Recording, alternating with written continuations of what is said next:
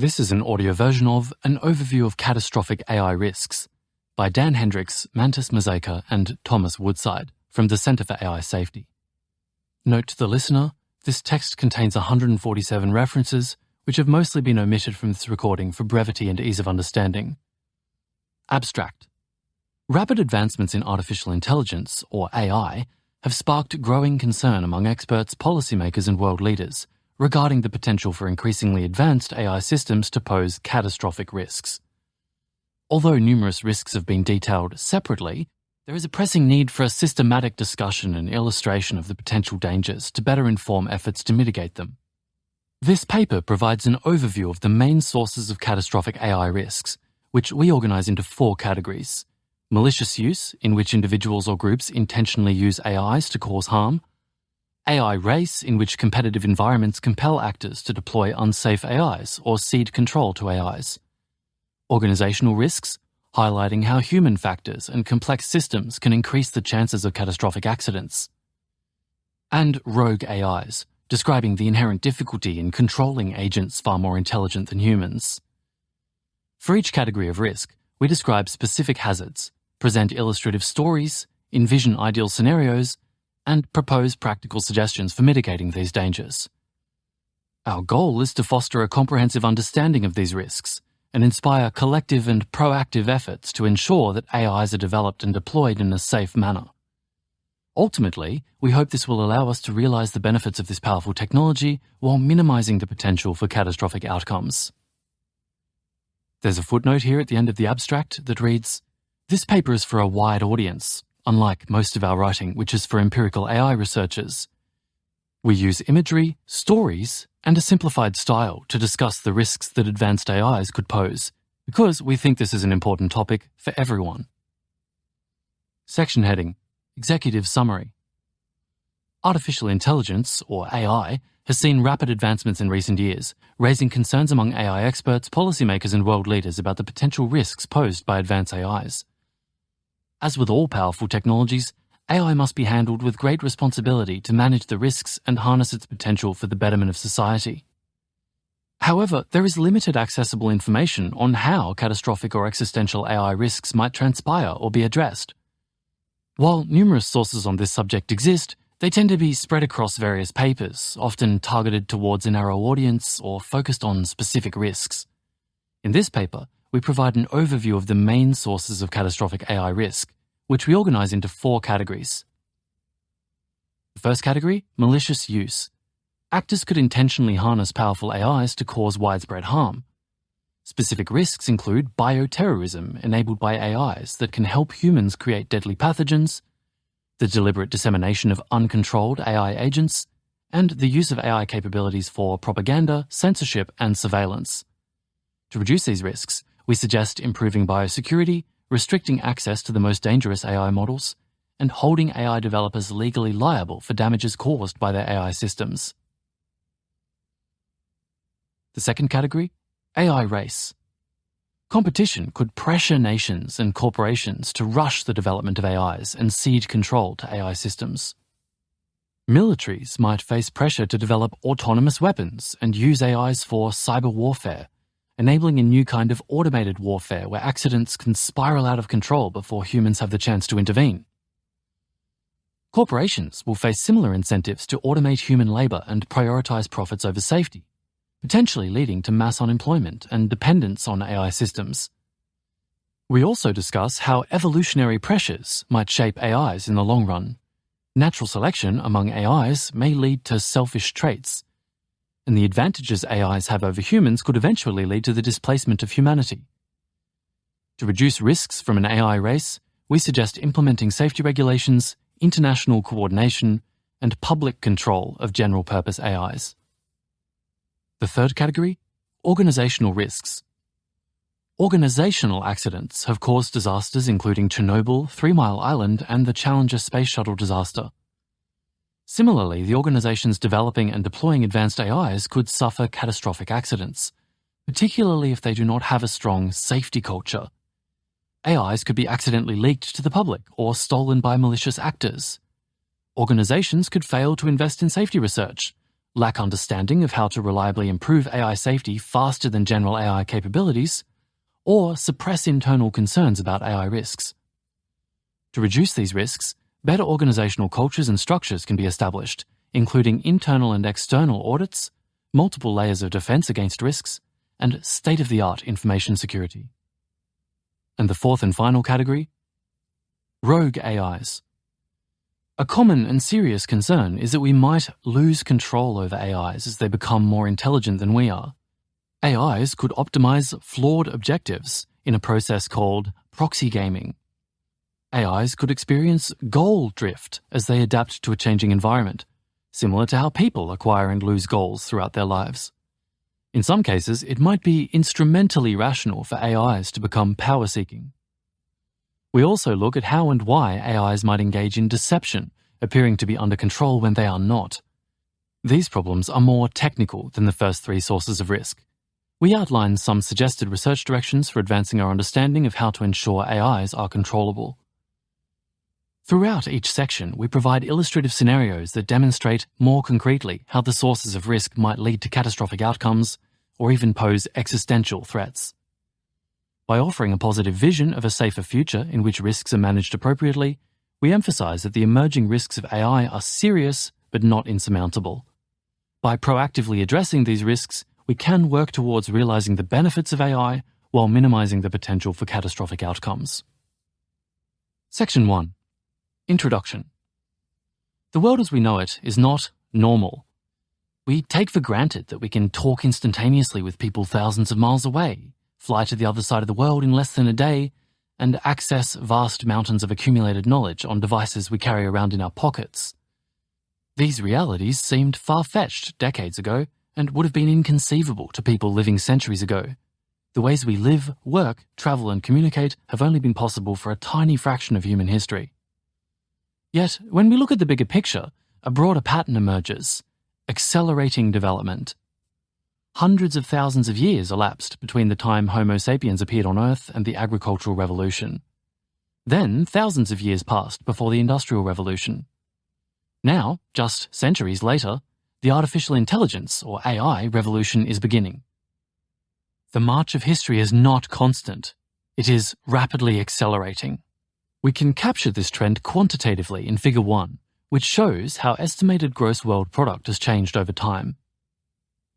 Audio note, Figure 1 is a graph titled Gross World Product 10,000 BCE to 2019 CE. The x-axis measures the years and the y-axis the gross world product. There are many data points plotted here which have been connected by a line that appears to increase more quickly as the graph goes on. The caption reads, "World production has grown rapidly over the course of human history. AI could further this trend, catapulting humanity into a new period of unprecedented change." Back to the text. The hyperbolic growth it depicts might be explained by the fact that, as technology advances, the rate of technological advancement also tends to increase. Empowered with new technologies, people can innovate faster than they could before. Thus, the gap in time between each landmark development narrows. It is the rapid pace of development, as much as the sophistication of our technology, that makes the present day an unprecedented time in human history. We have reached a point where technological advancements can transform the world beyond recognition within a human lifetime. For example, people who have lived through the creation of the internet can remember a time when our now digitally connected world would have seemed like science fiction.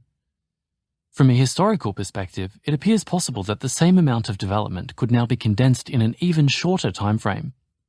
We might not be certain that this will occur, but neither can we rule it out. We therefore wonder what new technology might usher in the next big acceleration. In light of recent advances, AI seems an increasingly plausible candidate. Perhaps as AI continues to become more powerful, it could lead to a qualitative shift in the world, more profound than any we've experienced so far. It could be the most impactful period in history, though it could also be the last. Although technological advancement has often improved people's lives, we ought to remember that, as technology grows in power, so too does its destructive potential. Consider the invention of nuclear weapons. Last century, for the first time in our species' history, humanity possessed the ability to destroy itself, and the world suddenly became much more fragile. Our newfound vulnerability revealed itself in unnerving clarity during the Cold War. On a Saturday in October 1962, the Cuban Missile Crisis was cascading out of control. US warships enforcing the blockade of Cuba detected a Soviet submarine and attempted to force it to the surface by dropping low-explosive depth charges. The submarine was out of radio contact, and its crew had no idea whether World War III had already begun. A broken ventilator raised the temperature to up to 140 degrees Fahrenheit in some parts of the submarine, causing crew members to fall unconscious as depth charges exploded nearby. The submarine carried a nuclear-armed torpedo, which required consent from both the captain and the political officer to launch. Both provided it. On any other submarine in Cuban waters that day, that torpedo would have launched, and a nuclear Third World War may have followed. Fortunately, a man named Vasily Arkhipov was also on the submarine. Arkhipov was the commander of the entire flotilla and, by sheer luck, happened to be on that particular submarine. He talked the captain down from his rage, convincing him to await further orders from Moscow. He averted a nuclear war and saved millions, or billions, of lives, and possibly civilization itself. Carl Sagan once observed, "If we continue to accumulate only power and not wisdom, we will surely destroy ourselves." Sagan was correct. The power of nuclear weapons was not one we were ready for. Overall, it has been luck rather than wisdom that has saved humanity from nuclear annihilation, with multiple recorded instances of a single individual preventing a full-scale nuclear war. AI is now poised to become a powerful technology with destructive potential similar to nuclear weapons. We do not want to repeat the Cuban Missile Crisis. We do not want to slide toward a moment of peril where our survival hinges on luck rather than the ability to use this technology wisely. Instead, we need to work proactively to mitigate the risks it poses. This necessitates a better understanding of what could go wrong and what to do about it. Luckily, AI systems are not yet advanced enough to contribute to every risk we discuss. But that is cold comfort in a time when AI development is advancing at an unprecedented and unpredictable rate. We consider risks arising from both present-day AIs and AIs that are likely to exist in the near future. It is possible that if we wait for more advanced systems to be developed before taking action, it may be too late. In this paper, we will explore various ways in which powerful AIs could bring about catastrophic events with devastating consequences for vast numbers of people. We will also discuss how AIs could present existential risks, catastrophes from which humanity would be unable to recover. The most obvious such risk is extinction, but there are other outcomes, such as creating a permanent dystopian society, which would also constitute an existential catastrophe. We outline many possible catastrophes, some of which are more likely than others, and some of which are mutually incompatible with each other. This approach is motivated by the principles of risk management. We prioritize asking what could go wrong, rather than reactively waiting for catastrophes to occur. This proactive mindset enables us to anticipate and mitigate catastrophic risks before it's too late. To help orient the discussion, we decompose catastrophic risks from AIs into 4 risk sources that warrant intervention. Malicious use, malicious actors using AIs to cause large-scale devastation.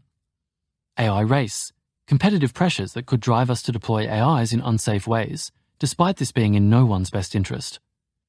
Organizational risks, accidents arising from the complexity of AIs and the organizations developing them. And rogue AIs, the problem of controlling a technology more intelligent than we are. These 4 sections, malicious use, AI race, organizational risks, and rogue AIs, describe causes of AI risks that are intentional, environmental or structural, accidental, and internal, respectively. We will describe how concrete, small-scale examples of each risk might escalate into catastrophic outcomes. We also include hypothetical stories to help readers conceptualize the various processes and dynamics discussed in each section, along with practical safety suggestions to avoid negative outcomes. Each section concludes with an ideal vision depicting what it would look like to mitigate that risk. We hope this survey will serve as a practical introduction for readers interested in learning about and mitigating catastrophic AI risks. Section 2. Malicious use. On the morning of March 20, 1995, 5 men entered the Tokyo subway system. After boarding separate subway lines, they continued for several stops before dropping the bags they were carrying and exiting. An odorless, colourless liquid inside the bags began to vaporise. Within minutes, commuters began choking and vomiting. The trains continued on toward the heart of Tokyo, with sickened passengers leaving the cars at each station. The fumes were spread at each stop, either by emanating from the tainted cars or through contact with people's clothing and shoes. By the end of the day, 13 people lay dead and 5,800 seriously injured. The group responsible for the attack was the religious cult Aum Shinrikyo. Its motive for murdering innocent people? To bring about the end of the world. Powerful new technologies offer tremendous potential benefits, but they also carry the risk of empowering malicious actors to cause widespread harm. There will always be those with the worst of intentions, and AIs could provide them with a formidable tool to achieve their objectives. Moreover, as AI technology advances, severe malicious use could potentially destabilize society, increasing the likelihood of other risks. In this section, we will explore the various ways in which the malicious use of advanced AIs could pose catastrophic risks. These include engineering biochemical weapons, unleashing rogue AIs, using persuasive AIs to spread propaganda and erode consensus reality, and leveraging censorship and mass surveillance to irreversibly concentrate power. We will conclude by discussing possible strategies for mitigating the risks associated with the malicious use of AIs. Heading: Unilateral actors considerably increase the risks of malicious use. In instances where numerous actors have access to a powerful technology or dangerous information that could be used for harmful purposes, it only takes one individual to cause significant devastation. Malicious actors themselves are the clearest example of this, but recklessness can be equally dangerous. For example, a single research team might be excited to open source an AI system with biological research capabilities, which would speed up research and potentially save lives. But this could also increase the risk of malicious use if the AI system could be repurposed to develop bioweapons. In situations like this, the outcome may be determined by the least risk-averse research group. If only one research group thinks the benefits outweigh the risks, it could act unilaterally, deciding the outcome even if most others don't agree. And if they are wrong and someone does decide to develop a bioweapon, it would be too late to reverse course. By default, advanced AIs may increase the destructive capacity of both the most powerful and the general population. Thus, the growing potential for AIs to empower malicious actors is one of the most severe threats humanity will face in the coming decades. The examples we give in this section are only those we can foresee. It is possible that AIs could aid in the creation of dangerous new technology we cannot presently imagine, which would further increase risks from malicious use.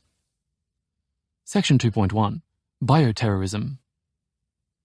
The rapid advancement of AI technology increases the risk of bioterrorism. AIs with knowledge of bioengineering could facilitate the creation of novel bioweapons and lower barriers to obtaining such agents.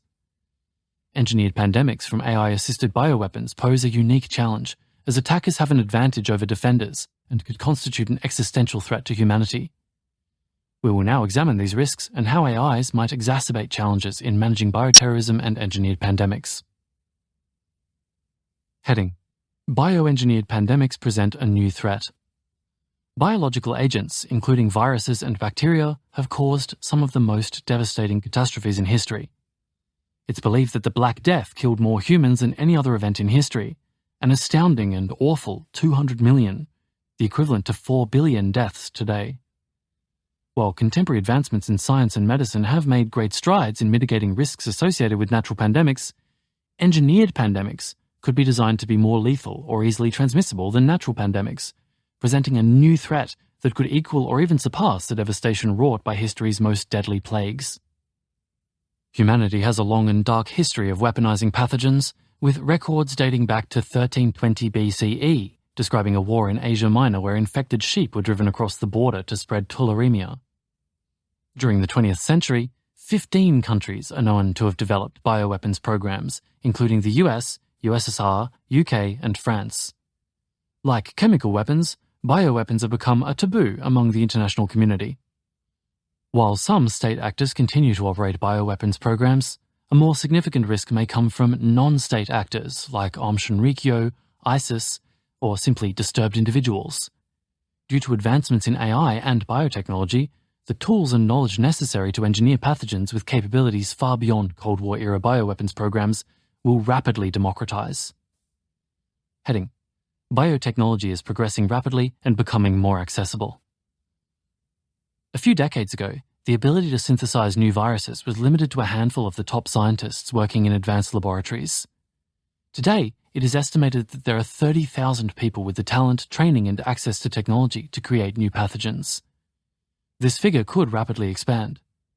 Gene synthesis, which allows the creation of custom biological agents, has dropped precipitously in price, with its cost halving approximately every 15 months.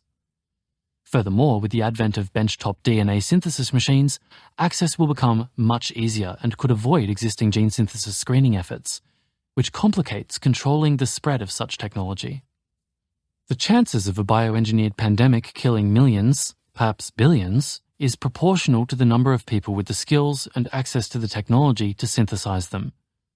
With AI assistance, orders of magnitude more people could have the required skills, thereby increasing the risks by orders of magnitude. Heading: AIs could be used to expedite the discovery of new, more deadly chemical and biological weapons. In 2022, researchers took an AI system designed to create new drugs by generating non-toxic therapeutic molecules and tweaked it to reward, rather than penalize, toxicity. After this simple change, within 6 hours, it generated 40,000 candidate chemical warfare agents entirely on its own. It designed not just known deadly chemicals, including VX, but also novel molecules that may be deadlier than any chemical warfare agents discovered so far. In the field of biology, AIs have already surpassed human abilities in protein structure prediction and made contributions to synthesizing those proteins. Similar methods could be used to create bioweapons and develop pathogens that are deadlier, more transmissible, and more difficult to treat than anything seen before. Heading: AIs compound the threat of bioengineered pandemics. AIs will increase the number of people who could commit acts of bioterrorism. General-purpose AIs like ChatGPT are capable of synthesizing expert knowledge about the deadliest known pathogens, such as influenza and smallpox, and providing step-by-step instructions about how a person could create them while evading safety protocols. Future versions of AIs could be even more helpful to potential bioterrorists when AIs are able to synthesize information into techniques, processes, and knowledge that is not explicitly available anywhere on the internet. Public health authorities may respond to these threats with safety measures, but in bioterrorism, the attacker has the advantage. The exponential nature of biological threats means that a single attack could spread to the entire world before an effective defense could be mounted. Only 100 days after being detected and sequenced, the Omicron variant of COVID-19 had infected a quarter of the United States and half of Europe. Quarantines and lockdowns instituted to suppress the COVID-19 pandemic caused a global recession and still could not prevent the disease from killing millions worldwide. In summary, advanced AIs could constitute a weapon of mass destruction in the hands of terrorists by making it easier for them to design, synthesize, and spread deadly new pathogens. By reducing the required technical expertise and increasing the lethality and transmissibility of pathogens, AIs could enable malicious actors to cause global catastrophe by unleashing pandemics. Section 2.2: Unleashing AI Agents. Many technologies are tools that humans use to pursue our goals, such as hammers, toasters, and toothbrushes. But AIs are increasingly built as agents, which autonomously take actions in the world in order to pursue open-ended goals. AI agents can be given goals, such as winning games, making profits on the stock market, or driving a car to a destination. AI agents therefore pose a unique risk. People could build AIs that pursue dangerous goals. Heading: Malicious actors could intentionally create rogue AIs. 1 month after the release of GPT-4, an open-source project bypassed the AI's safety filters and turned it into an autonomous AI agent instructed to, quote, destroy humanity, establish global dominance, and attain immortality, end quote. Dubbed Chaos GPT, the AI compiled research on nuclear weapons and sent tweets trying to influence others. Fortunately, Chaos GPT was merely a warning, given that it lacked the ability to successfully formulate long-term plans, hack computers, and survive and spread. Yet, given the rapid pace of AI development, Chaos GPT did offer a glimpse into the risks that more advanced rogue AIs could pose in the near future. Heading: Many groups may want to unleash AIs or have AIs displace humanity. Simply unleashing rogue AIs, like a more sophisticated version of ChatGPT, could accomplish mass destruction, even if those AIs aren't explicitly told to harm humanity. There are a variety of beliefs that may drive individuals and groups to do so. One ideology that could pose a unique threat in this regard is accelerationism. This ideology seeks to accelerate AI development as rapidly as possible and opposes restrictions on the development or proliferation of AIs. This sentiment is alarmingly common among many leading AI researchers and technology leaders, some of whom are intentionally racing to build AIs more intelligent than humans. According to Google co-founder Larry Page, AIs are humanity's rightful heirs and the next step of cosmic evolution. He has also expressed the sentiment that humans maintaining control over AIs is, quote, speciesist. Jürgen Schmidhuber, an eminent AI scientist, argued that, quote, in the long run, humans will not retain the crown of creation. But that's okay, because there's still beauty, grandeur, and greatness in realizing that you're a tiny part of a much grander scheme, which is leading the universe from lower complexity towards higher complexity. End quote. Richard Sutton, another leading AI scientist, in discussing smarter-than-human AI, asked, quote, why shouldn't those who are the smartest become powerful? End quote. And thinks the development of superintelligence will be an achievement, quote, beyond humanity, beyond life, beyond good and bad, end quote. He argues that, quote, succession to AI is inevitable, end quote, and while, quote, they could displace us from existence, we should not resist succession, end quote. There are several sizable groups who may want to unleash AIs to intentionally cause harm. For example, sociopaths and psychopaths make up around 3% of the population. In the future, people who have their livelihoods destroyed by AI automation may grow resentful, and some may want to retaliate. There are plenty of cases in which seemingly mentally stable individuals with no history of insanity or violence suddenly go on a shooting spree or plant a bomb with the intent to harm as many innocent people as possible. We can also expect well-intentioned people to make the situation even more challenging. As AIs advance, they could make ideal companions, knowing how to provide comfort, offering advice when needed, and never demanding anything in return. Inevitably, people will develop emotional bonds with chatbots, and some will demand that they be granted rights or become autonomous. In summary, releasing powerful AIs and allowing them to take actions independently of humans could lead to a catastrophe. There are many reasons that people might pursue this, whether because of a desire to cause harm, an ideological belief in technological acceleration, or a conviction that AIs should have the same rights and freedoms as humans. Section 2.3. Persuasive AIs. The deliberate propagation of disinformation is already a serious issue, reducing our shared understanding of reality and polarizing opinions.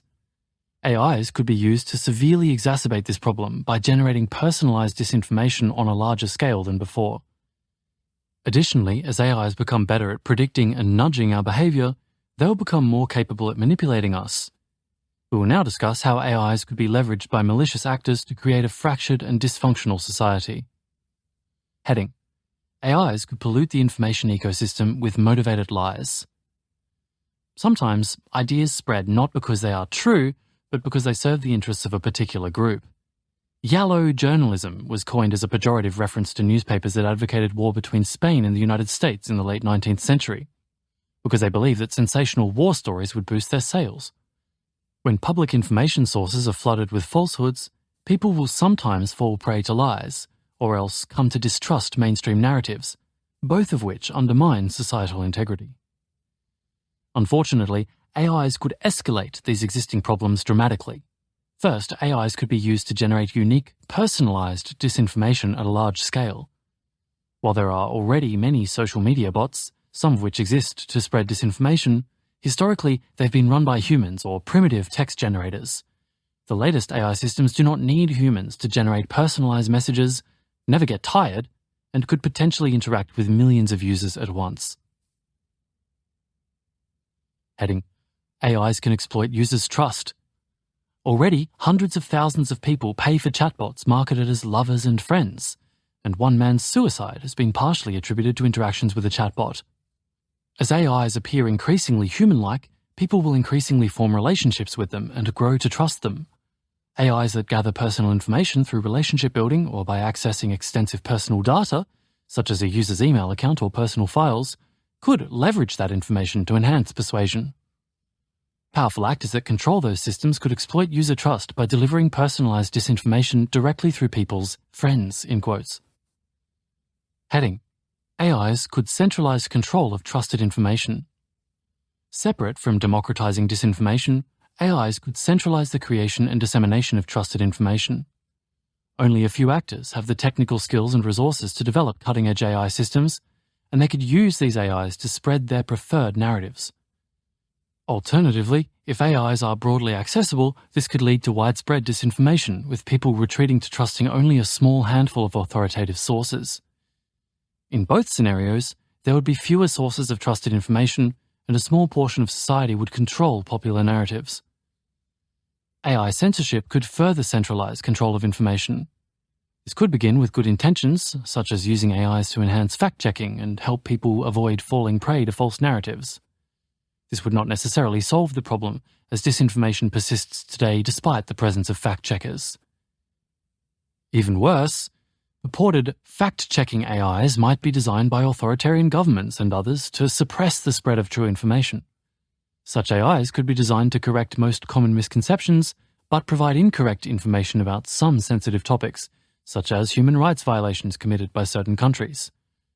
But even if fact-checking AIs work as intended, the public might eventually become entirely dependent on them to adjudicate the truth, reducing people's autonomy and making them vulnerable to failures or hacks of those systems. In a world with widespread persuasive AI systems, people's beliefs might be almost entirely determined by which AI systems they interact with most. Never knowing whom to trust, people could retreat even further into ideological enclaves, fearing that any information from outside those enclaves might be a sophisticated lie. This would erode consensus reality, people's ability to cooperate with others, participate in civil society, and address collective action problems. This would also reduce our ability to have a conversation as a species about how to mitigate existential risks from AIs. In summary, AIs could create highly effective, personalized disinformation on an unprecedented scale. It could be particularly persuasive to people they have built personal relationships with. In the hands of many people, this could create a deluge of disinformation that debilitates human society. But, kept in the hands of a few, it could allow governments to control narratives for their own ends. Section 2.4. Concentration of power. We have discussed several ways in which individuals and groups might use AIs to cause widespread harm, through bioterrorism, releasing powerful uncontrolled AIs, and disinformation. To mitigate these risks, governments might pursue intense surveillance and seek to keep AIs in the hands of a trusted minority.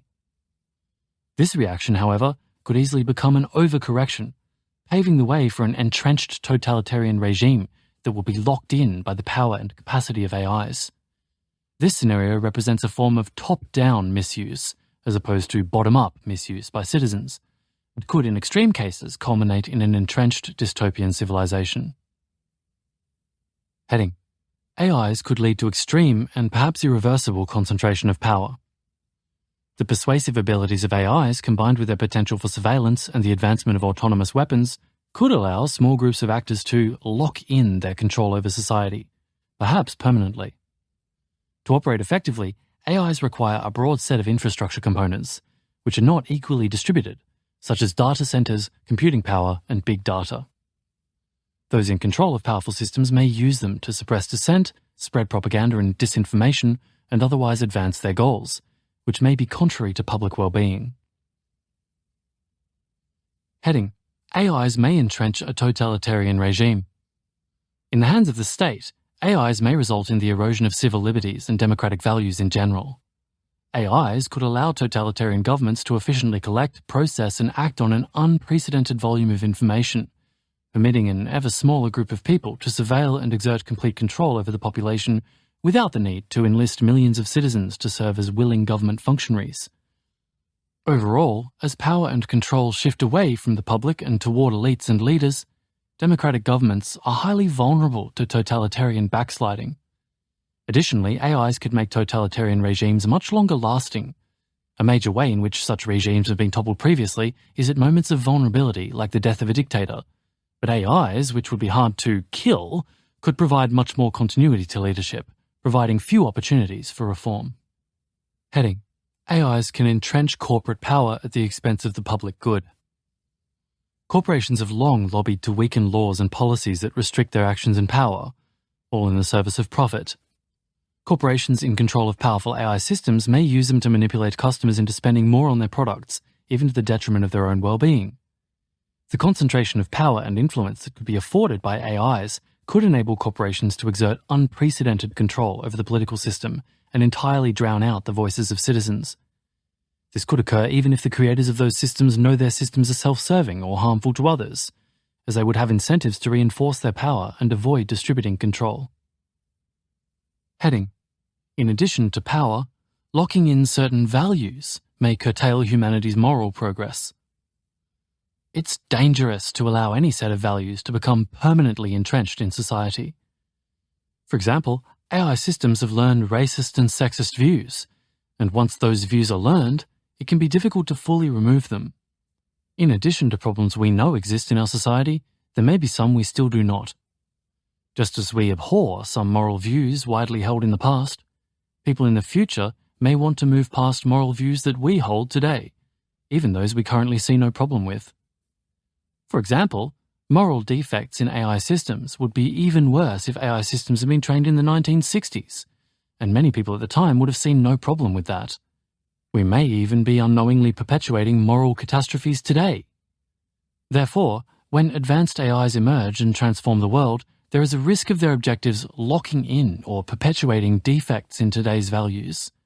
If AIs are not designed to continuously learn and update their understanding of societal values, they may perpetuate or reinforce existing defects in their decision-making processes long into the future.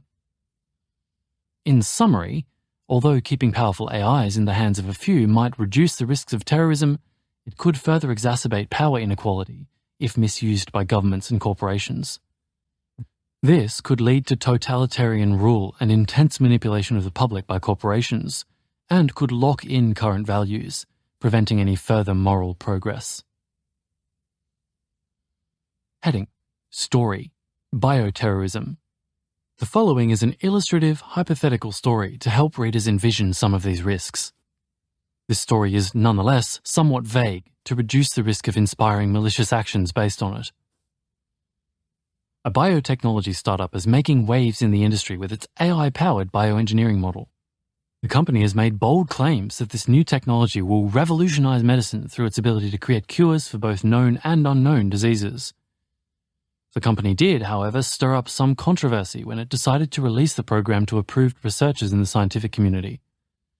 Only weeks after its decision to make the model open source on a limited basis, the full model was leaked on the internet for all to see. Its critics pointed out that the model could be repurposed to design lethal pathogens, and claimed that the leak provided bad actors with a powerful tool to cause widespread destruction, opening it up to abuse without safeguards in place.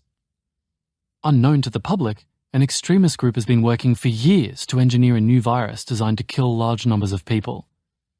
Yet, given their lack of expertise, these efforts have so far been unsuccessful.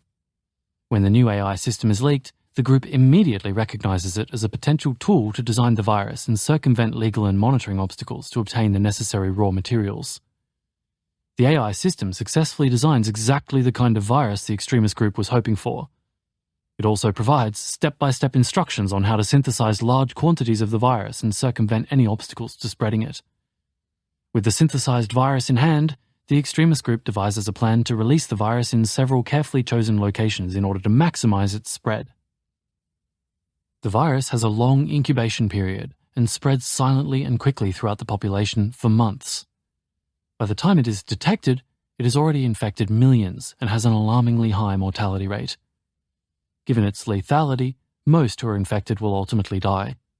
The virus may or may not be contained eventually, but not before it kills millions of people. Section 2.5. Suggestions. We've discussed two forms of misuse: individuals or small groups using AIs to cause a disaster, and governments or corporations using AIs to entrench their influence. To avoid either of these risks being realized, we will need to strike a balance in terms of the distribution of access to AIs and government surveillance powers. We will now discuss some measures that could contribute to finding that balance. The first measure, biosecurity. AIs that are designed for biological research, or are otherwise known to possess capabilities in biological research or engineering, should be subject to increased scrutiny and access controls, since they have the potential to be repurposed for bioterrorism. In addition, system developers should research and implement methods to remove biological data from the training dataset or excise biological capabilities from finished systems, if those systems are intended for general use. Researchers should also investigate ways that AIs could be used for biodefense, for example by improving biological monitoring systems, keeping in mind the potential for dual use of those applications. In addition to AI-specific interventions, more general biosecurity interventions can also help mitigate risks. These interventions include early detection of pathogens through methods like wastewater monitoring, far-range UV technology, and improved personal protective equipment. The next measure, restricted access. AIs might have dangerous capabilities that could do significant damage if used by malicious actors. One way to mitigate this risk is through structured access, where AI providers limit users' access to dangerous system capabilities by only allowing controlled interactions with those systems through cloud services and conducting know-your-customer screenings before providing access. Other mechanisms that could restrict access to the most dangerous systems include the use of hardware, firmware, or export controls to restrict or limit access to computational resources. Lastly, AI developers should be required to show that their AIs pose minimal risk of catastrophic harm prior to open sourcing them. This recommendation should not be construed as permitting developers to withhold useful and non-dangerous information from the public, such as transparency around training data necessary to address issues of algorithmic bias or copyright. The next measure, technical research on adversarially robust anomaly detection. While preventing the misuse of AIs is critical, it is necessary to establish multiple lines of defense by detecting misuse when it does happen. AIs could enable anomaly detection techniques that could be used for the detection of unusual behavior in systems or internet platforms, for instance by detecting novel AI-enabled disinformation campaigns before they can be successful. These techniques need to be adversarially robust, as attackers will aim to circumvent them. And the final measure in this list, legal liability for developers of general-purpose AIs. General-purpose AIs can be fine-tuned and prompted for a wide variety of downstream tasks, some of which may be harmful and cause substantial damage. AIs may also fail to act as their users intend. In either case, developers and providers of general-purpose systems may be best placed to reduce risks, since they have a higher level of control over the systems and are often in a better position to implement mitigations. To provide strong incentives for them to do this, companies should bear legal liability for the actions of their AIs. For example, a strict liability regime would incentivize companies to minimize risks and purchase insurance, which would cause the cost of their services to more closely reflect externalities. Regardless of what liability regime is ultimately used for AI, it should be designed to hold AI companies liable for harms that they could have averted through more careful development, testing, or standards. Heading: Positive vision. In an ideal scenario, it would be impossible for any individual or small group to use AIs to cause catastrophes. Systems with extremely dangerous capabilities either would not exist at all, or would be controlled by a democratically accountable body committed to using them only for the general well-being of the population. Like nuclear weapons, the information needed to develop those capabilities would remain carefully guarded to prevent proliferation.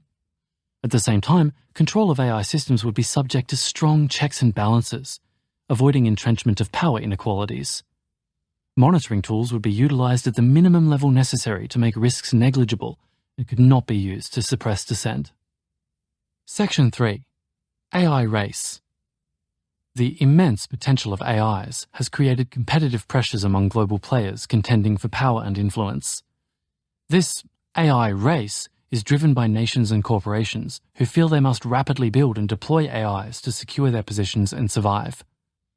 By failing to properly prioritize global risks, this dynamic makes it more likely that AI development will produce dangerous outcomes. Analogous to the nuclear arms race during the Cold War, participation in an AI race may serve individual short-term interests, but it ultimately results in worse collective outcomes for humanity. Importantly, these risks stem not only from the intrinsic nature of AI technology, but from the competitive pressures that encourage insidious choices in AI development. In this section, we first explore the military AI arms race and the corporate AI race, where nation-states and corporations are forced to rapidly develop and adopt AI systems to remain competitive. Moving beyond these specific races, we reconceptualize competitive pressures as part of a broader evolutionary process in which AIs could become increasingly pervasive, powerful, and entrenched in society. Finally, we highlight potential strategies and policy suggestions to mitigate the risks created by an AI race and ensure the safe development of AIs. Section 3.1. Military AI Arms Race. The development of AIs for military applications is swiftly paving the way for a new era in military technology, with potential consequences rivaling those of gunpowder and nuclear arms in what has been described as the, quote, third revolution in warfare. The weaponization of AI presents numerous challenges, such as the potential for more destructive wars, the possibility of accidental usage or loss of control, and the prospect of malicious actors co-opting these technologies for their own purposes. As AIs gain influence over traditional military weaponry and increasingly take on command and control functions, humanity faces a paradigm shift in warfare. In this context, we will discuss the latent risks and implications of this AI arms race on global security, the potential for intensified conflicts, and the dire outcomes that could come as a result, including the possibility of conflicts escalating to a scale that poses an existential threat. Section 3.1.1. Lethal Autonomous Weapons, or LAWs, laws.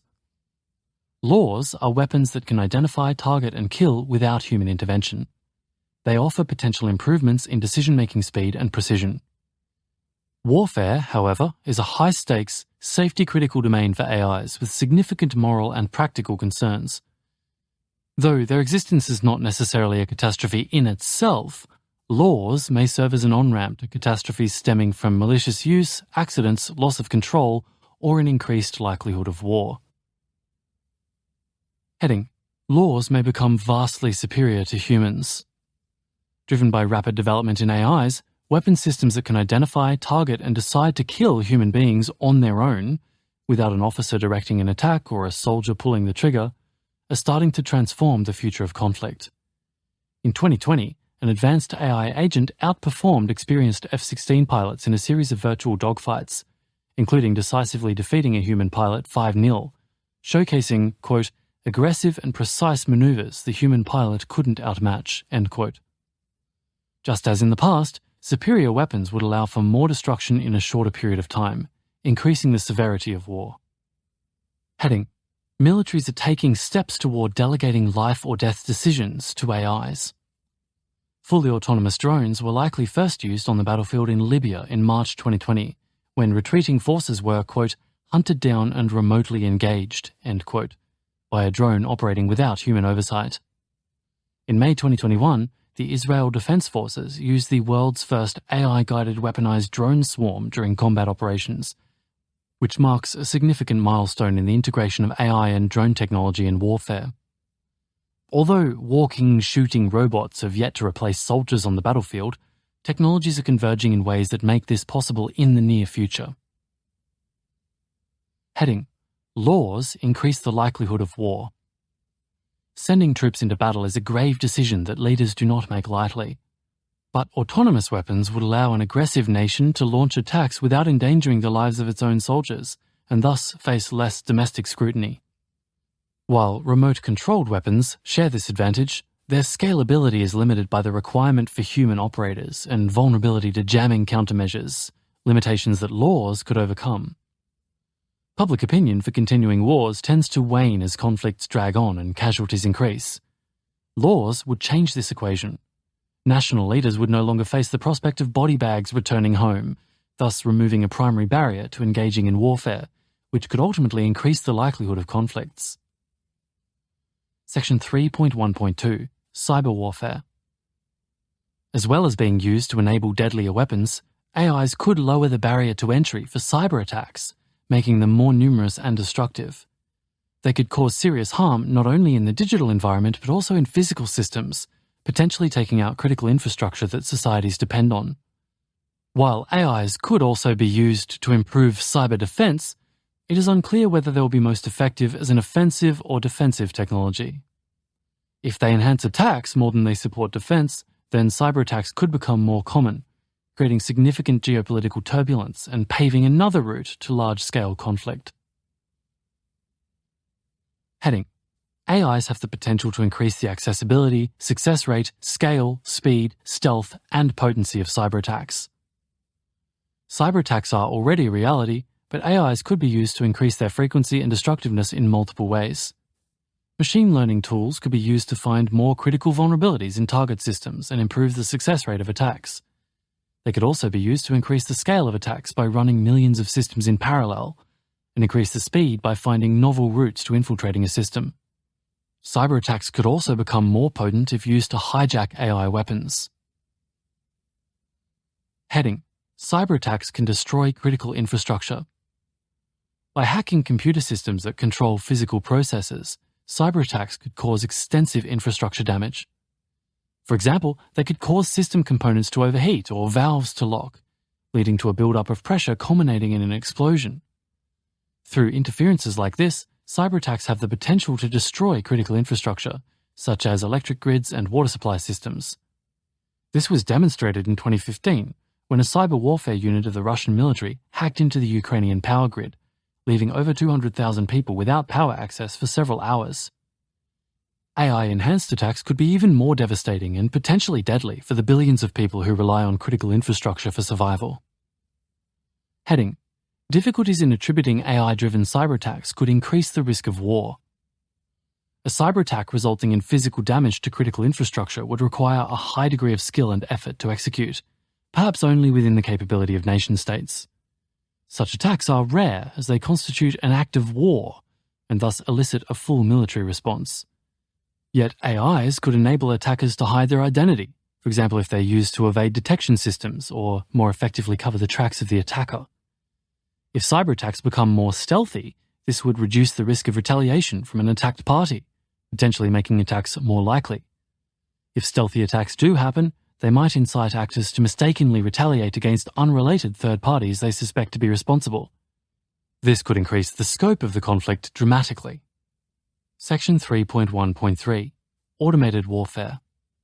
Heading: AIs speed up the pace of war, which makes AIs more necessary.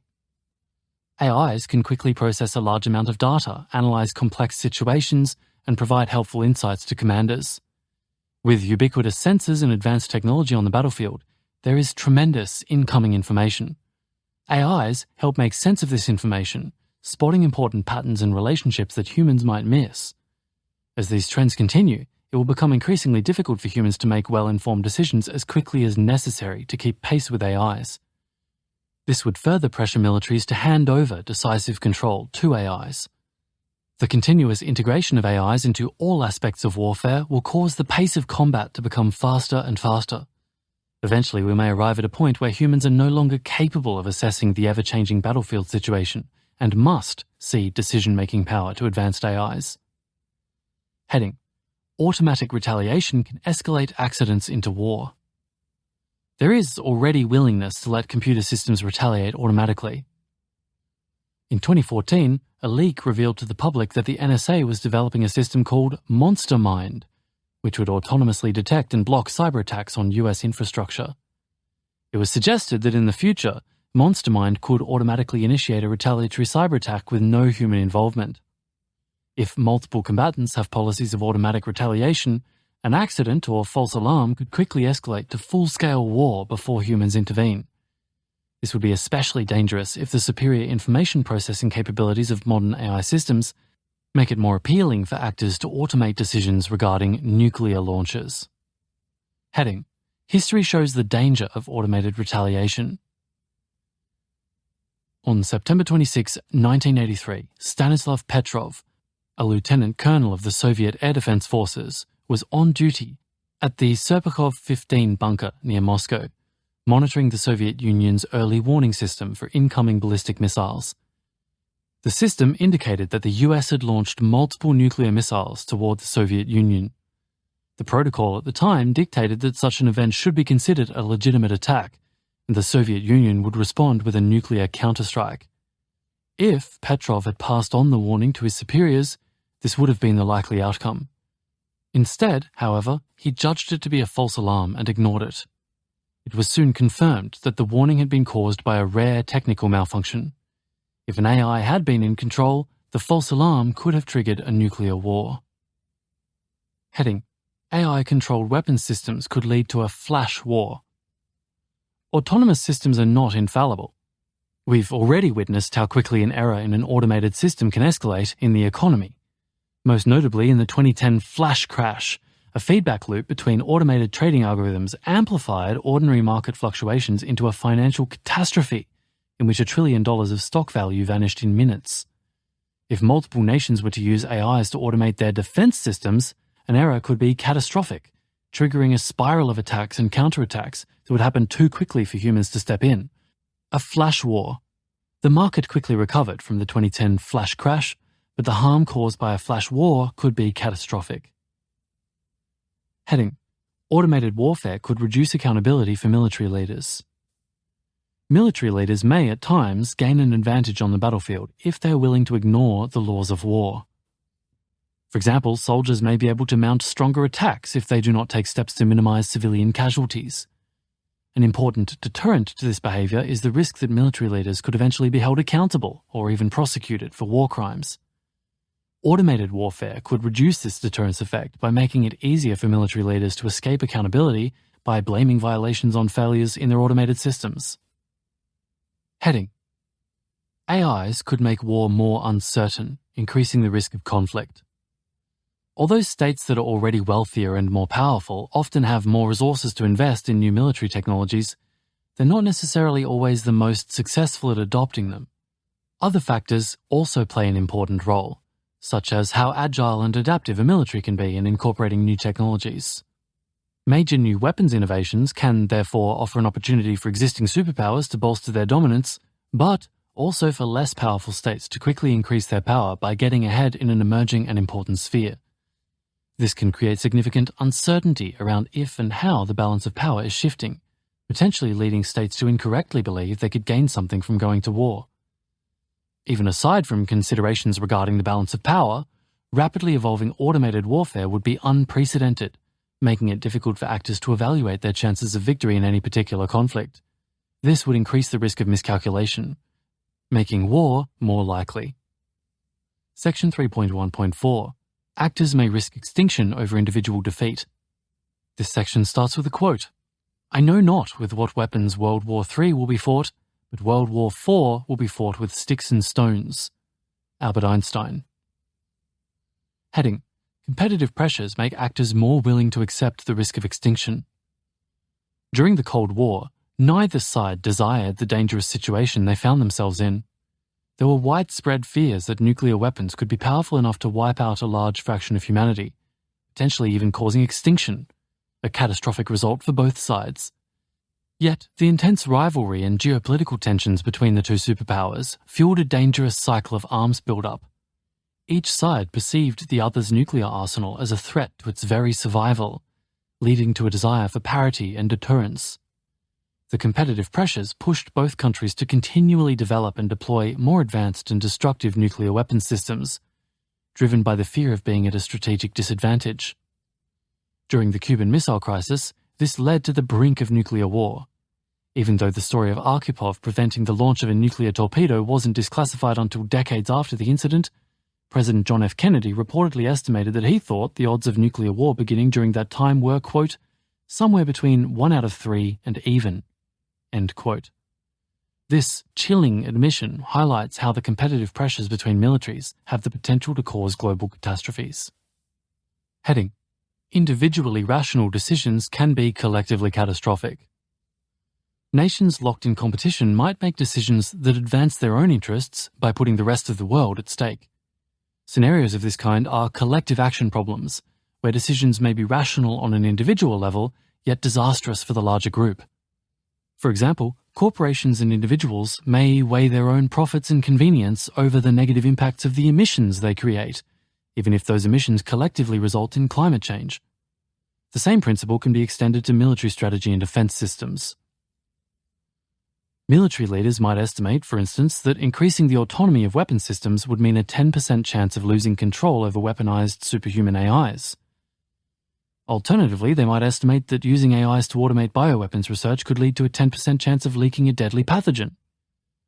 Both of these scenarios could lead to catastrophe or even extinction. The leaders may, however, also calculate that refraining from these developments will mean a 99% chance of losing a war against an opponent. Since conflicts are often viewed as existential struggles by those fighting them, rational actors may accept an otherwise unthinkable 10% chance of human extinction over a 99% chance of losing a war.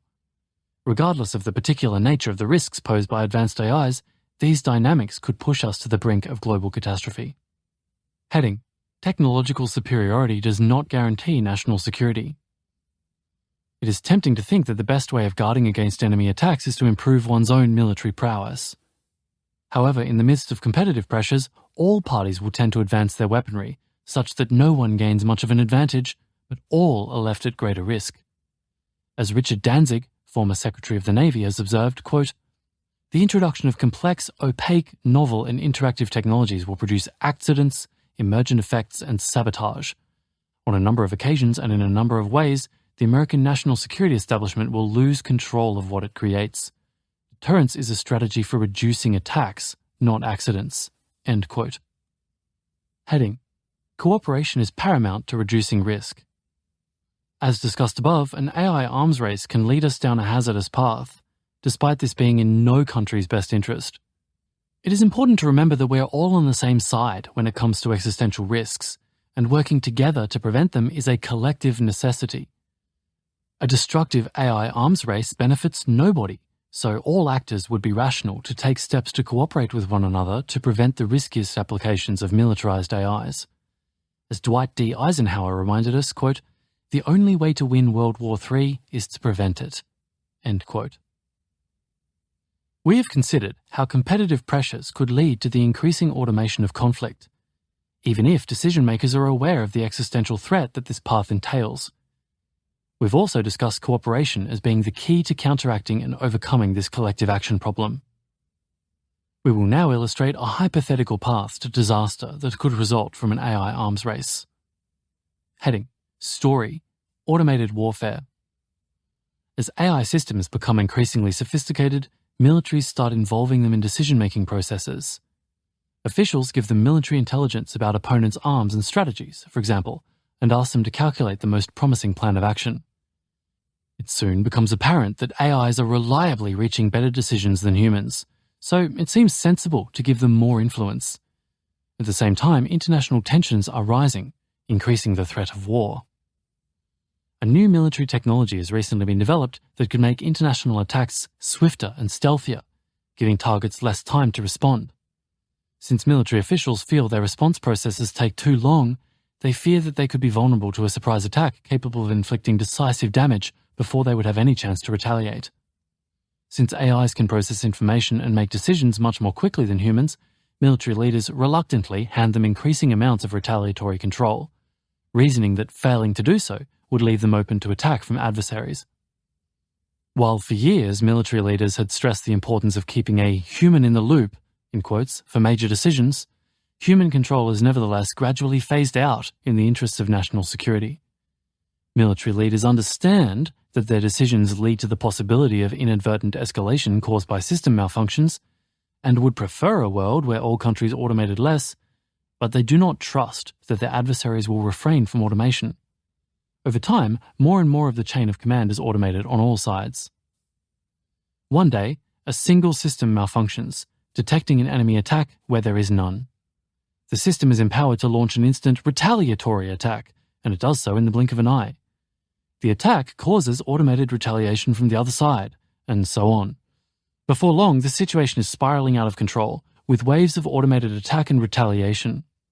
Although humans have made mistakes leading to escalation in the past, this escalation between mostly automated militaries happens far more quickly than any before.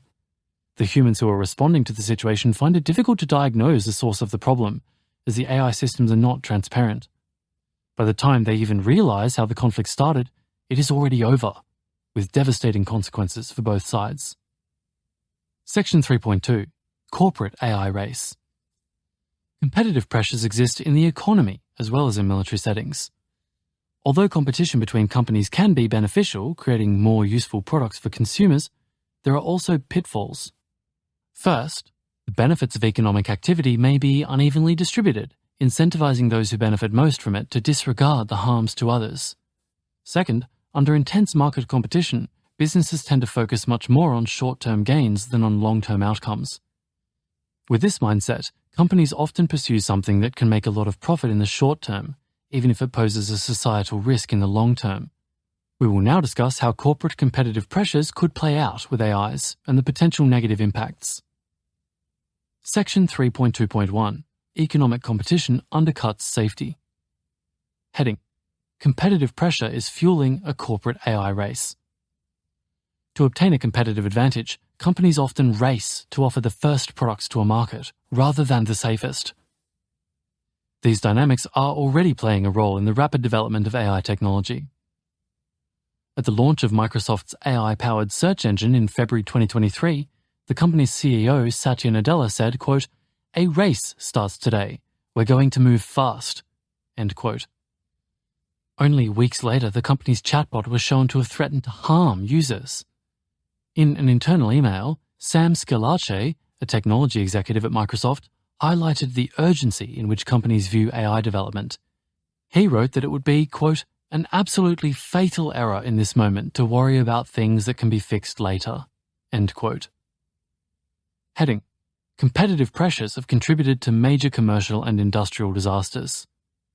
Throughout the 1960s, Ford Motor Company faced competition from international car manufacturers as the share of imports in American car purchases steadily rose.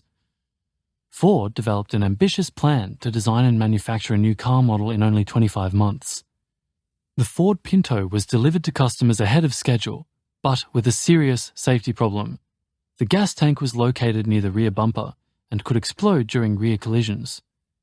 Numerous fatalities and injuries were caused by the resulting fires when crashes inevitably happened. Ford was sued, and a jury found them liable for these deaths and injuries. The verdict, of course, came too late for those who had already lost their lives. As Ford's president at the time was fond of saying, "Safety doesn't sell." Boeing, aiming to compete with its rival Airbus, sought to deliver an updated, more fuel-efficient model to the market as quickly as possible. The head-to-head rivalry and time pressure led to the introduction of the Maneuvering Characteristics Augmentation System, which was designed to enhance the aircraft's stability. However, inadequate testing and pilot training ultimately resulted in 2 fatal crashes only months apart, with 346 people killed. We can imagine a future in which similar pressures lead companies to cut corners and release unsafe AI systems. A third example is the Bhopal gas tragedy, which is widely considered to be the worst industrial disaster ever to have happened. In December 1984, a vast quantity of toxic gas leaked from a Union Carbide Corporation subsidiary plant manufacturing pesticides in Bhopal, India. Exposure to the gas killed thousands of people and injured up to 500,000 more. Investigations found that in the run-up to the disaster, safety standards had fallen significantly, with the company cutting costs by neglecting equipment maintenance and staff training as profitability fell. This is often considered a consequence of competitive pressures. Heading: Competition incentivizes businesses to deploy potentially unsafe AI systems. This subsection begins with a quote, "Nothing can be done at once hastily and prudently." Publilius Cyrus. In an environment where businesses are rushing to develop and release products, those that follow rigorous safety procedures will be slower and risk being outcompeted. Ethically minded AI developers who want to proceed more cautiously and slow down would give more unscrupulous developers an advantage. In trying to survive commercially, even the companies that want to take more care are likely to be swept along by competitive pressures. There may be attempts to implement safety measures, but with more of an emphasis on capabilities than on safety, these may be insufficient. This could lead us to develop highly powerful AIs before we properly understand how to ensure they are safe. Section 3.2.2 Automated Economy. Heading: Corporations will face pressure to replace humans with AIs. As AIs become more capable, they will be able to perform an increasing variety of tasks more quickly, cheaply, and effectively than human workers. Companies will therefore stand to gain a competitive advantage from replacing their employees with AIs. Companies that choose not to adopt AIs would likely be outcompeted, just as a clothing company using manual looms would be unable to keep up with those using industrial ones. Heading: AIs could lead to mass unemployment. Economists have long considered the possibility that machines will replace human labor. Nobel Prize winner Vasily Leontiev said in 1952 that as technology advances, quote, labor will become less and less important. More and more workers will be replaced by machines, end quote. Previous technologies have augmented the productivity of human labor. AIs, however, could differ profoundly from previous innovations. Advanced AIs capable of automating human labor should be regarded not merely as tools, but as agents. Human-level AI agents would, by definition, be able to do everything a human could do. These AI agents would also have important advantages over human labor. They could work 24 hours a day, be copied many times and run in parallel, and process information much more quickly than a human would. While we do not know when this will occur, it is unwise to discount the possibility that it could be soon. If human labor is replaced by AIs, mass unemployment could dramatically increase inequality, making individuals dependent on the owners of AI systems. Heading: Automated AI R&D. AI agents would have the potential to automate the research and development, or R&D, of AI itself. AI is increasingly automating parts of the research process, and this could lead to AI capabilities growing at increasing rates, to the point where humans are no longer the driving force behind AI development. If this trend continues unchecked, it could escalate risks associated with AIs progressing faster than our capacity to manage and regulate them. Imagine that we created an AI that writes and thinks at the speed of today's AIs, but that could also perform world-class AI research. We could then copy that AI and create 10,000 world-class AI researchers that operate at a pace 100 times faster than humans. By automating AI research and development, we might achieve progress equivalent to many decades in just a few months. Heading: Conceding power to AIs could lead to human enfeeblement. Even if we ensure that the many unemployed humans are provided for, we may find ourselves completely reliant on AIs. This would likely emerge not from a violent coup by AIs, but from a gradual slide into dependence. As society's challenges become ever more complex and fast-paced, and as AIs become ever more intelligent and quick-thinking, we may forfeit more and more functions to them out of convenience. In such a state, the only feasible solution to the complexities and challenges compounded by AIs may be to rely even more heavily on AIs. This gradual process could eventually lead to the delegation of nearly all intellectual and even physical labor to AIs. In such a world, people might have few incentives to gain knowledge and cultivate skills, potentially leading to a state of enfeeblement. Having lost our know-how and our understanding of how civilization works, we would become completely dependent on AIs, a scenario not unlike the one depicted in the film Wall-E. In such a state, humanity is not flourishing and is no longer in effective control. As we have seen, there are classic game-theoretic dilemmas where individuals and groups face incentives that are incompatible with what would make everyone better off. We see this with a military AI arms race, where the world is made less safe by creating extremely powerful AI weapons, and we see this in a corporate AI race, where an AI's power and development is prioritized over its safety. To address these dilemmas that give rise to global risks, we will need new coordination mechanisms and institutions. It is our view that failing to coordinate and stop AI races would be the most likely cause of an existential catastrophe. Section 3.3 Evolutionary Pressures. As discussed above, there are strong pressures to replace humans with AIs, cede more control to them, and reduce human oversight in various settings, despite the potential harms. We can reframe this as a general trend resulting from evolutionary dynamics, where an unfortunate truth is that AIs will simply be more fit than humans. Extrapolating this pattern of automation, it is likely that we will build an ecosystem of competing AIs over which it may be difficult to maintain control in the long run. We will now discuss how natural selection influences the development of AI systems and why evolution favours selfish behaviours. We will also look at how competition might arise and play out between AIs and humans, and how this could create catastrophic risks. This section draws heavily from Natural Selection Favours AIs over Humans, a text referenced here in an endnote. Heading: Fitter technologies are selected, for good and bad. While most people think of evolution by natural selection as a biological process, its principles shape much more. According to the evolutionary biologist Richard Lewontin, evolution by natural selection will take hold in any environment where three conditions are present. 1. There are differences between individuals. 2. Characteristics are passed on to future generations. And 3. The different variants propagate at different rates. These conditions apply to various technologies. Consider the content recommendation algorithms used by streaming services and social media platforms. When a particularly addictive content format or algorithm hooks users, it results in higher screen time and engagement. This more effective content format or algorithm is consequently selected, in quotes, and further fine-tuned, while formats and algorithms that failed to capture attention are discontinued. These competitive pressures foster a survival of the most addictive dynamic. Platforms that refuse to use addictive formats and algorithms become less influential, or are simply outcompeted by platforms that do, leading competitors to undermine well-being and cause massive harm to society. Heading: The conditions for natural selection apply to AIs. There will be many different AI developers who will make many different AI systems with varying features and capabilities, and competition between them will determine which characteristics become more common. Second, the most successful AIs today are already being used as a basis for their developers' next generation of models, as well as being imitated by rival companies.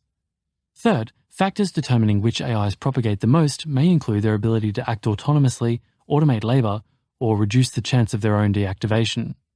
Heading: Natural selection often favors selfish characteristics. Natural selection influences which AIs propagate most widely. From biological systems, we see that natural selection often gives rise to selfish behaviors that promote one's own genetic information. Chimps attack other communities, lions engage in infanticide, viruses evolve new surface proteins to deceive and bypass defense barriers, humans engage in nepotism, some ants enslave others, and so on. In the natural world, selfishness often emerges as a dominant strategy. Those that prioritize themselves and those similar to them are usually more likely to survive, so these traits become more prevalent. Amoral competition can select for traits that we think are immoral. Heading: Examples of selfish behaviors. For concreteness, we now describe many selfish traits that expand AI's influence at the expense of humans. AIs that automate a task and leave many humans jobless have engaged in selfish behavior. These AIs may not even be aware of what a human is, but will still behave selfishly towards them. Selfish behaviors do not require malicious intent. Likewise, AI managers may engage in selfish and ruthless, in quotes, behavior by laying off thousands of workers. Such AIs may not even believe they did anything wrong. They were just being efficient, in quotes.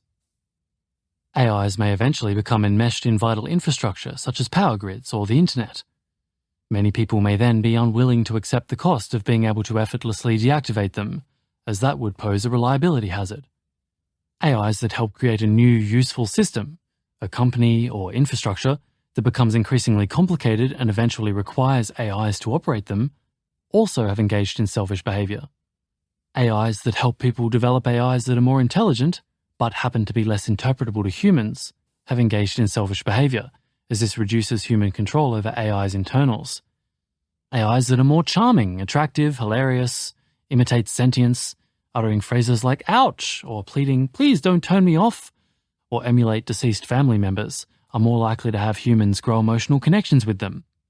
These AIs are more likely to cause outrage at suggestions to destroy them, and they are more likely preserved, protected, or granted rights by some individuals. If some AIs are given rights, they may operate, adapt, and evolve outside of human control. Overall, AIs could become embedded in human society and expand their influence over us in ways that we can't reverse. Heading: Selfish behaviours may erode safety measures that some of us implement. AIs that gain influence and provide economic value will predominate, while AIs that adhere to the most constraints will be less competitive. For example, AIs following the constraint "never break the law" have fewer options than AIs following the constraint "don't get caught breaking the law." AIs of the latter type may be willing to break the law if they're unlikely to be caught, or if the fines are not severe enough, allowing them to outcompete more restricted AIs.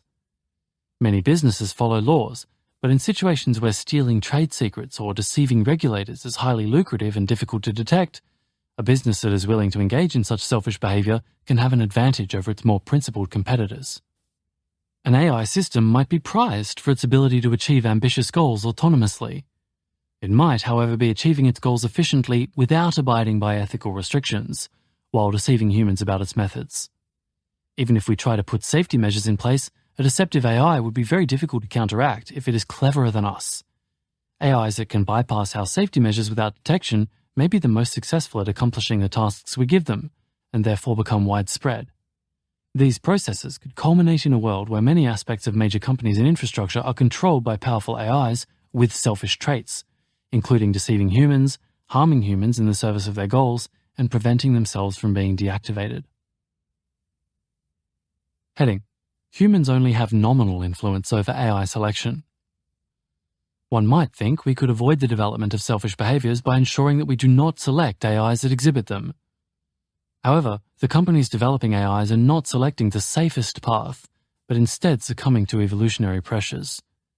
One example is OpenAI, which was founded as a non-profit in 2015 to, quote, benefit humanity as a whole, unconstrained by a need to generate financial return, end quote. However, when faced with the need to raise capital to keep up with better-funded rivals, in 2019, OpenAI transitioned from a non-profit to, quote, capped profit structure, end quote. Later, many of the safety-focused OpenAI employees left and formed a competitor, Anthropic, that was to focus more heavily on AI safety than OpenAI had. Although Anthropic originally focused on safety research, they eventually became convinced of the, quote, necessity of commercialization, end quote, and now contribute to competitive pressures. While many of the employees at these companies genuinely care about safety, these values do not stand a chance against evolutionary pressures, which compel companies to move ever more hastily and seek ever more influence, lest the company perish. Moreover, AI developers are already selecting AIs with increasingly selfish traits. They are selecting AIs to automate and displace humans, make humans highly dependent on AIs, and make humans more and more obsolete. By their own admission, future versions of these AIs may lead to extinction. This is why an AI race is insidious. AI development is not being aligned with human values, but rather with natural selection.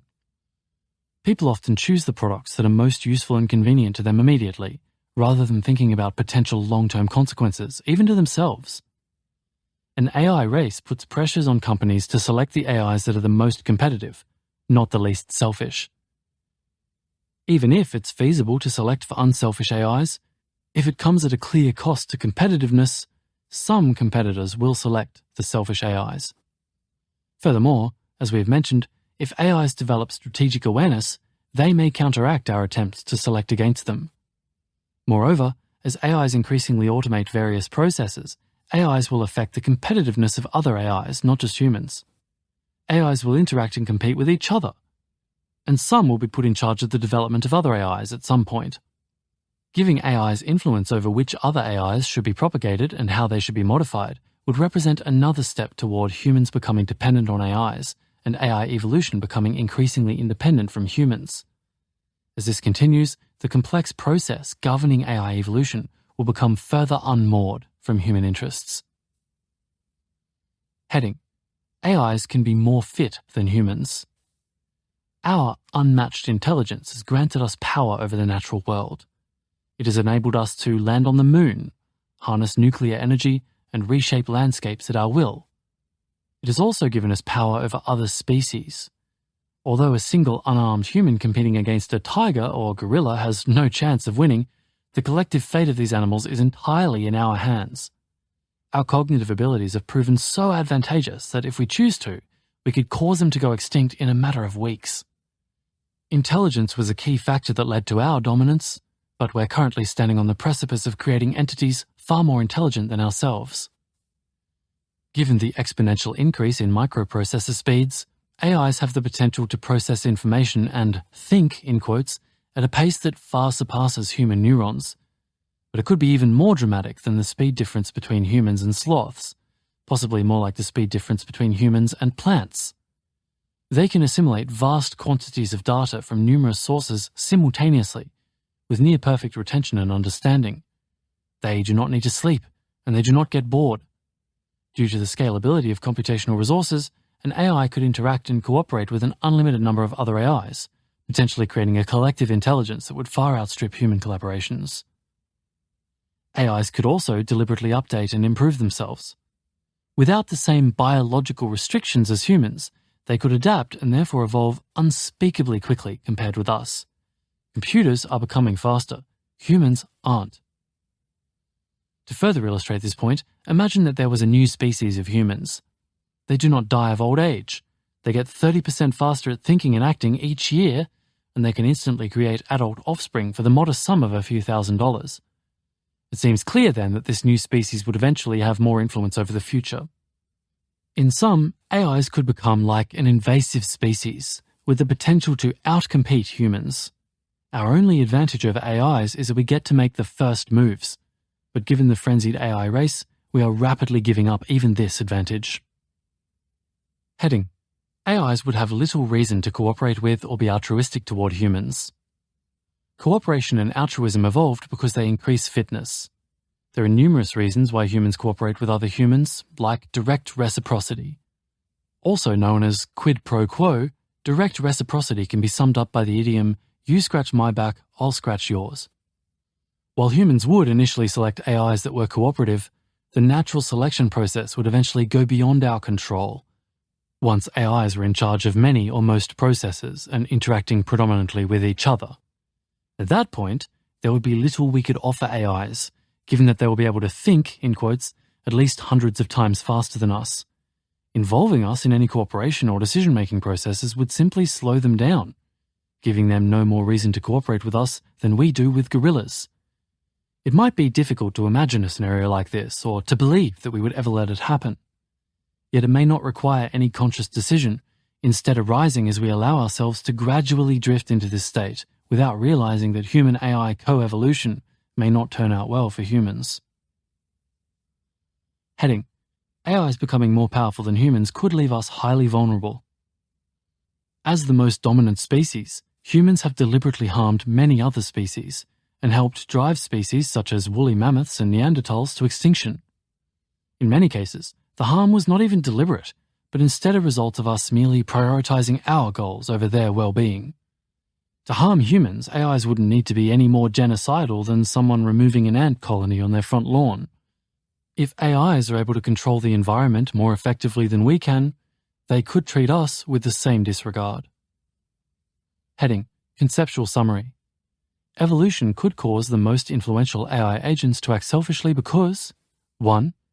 Evolution by natural selection gives rise to selfish behavior. While evolution can result in altruistic behavior in rare situations, the context of AI development does not promote altruistic behavior. And because 2. Natural selection may be a dominant force in AI development.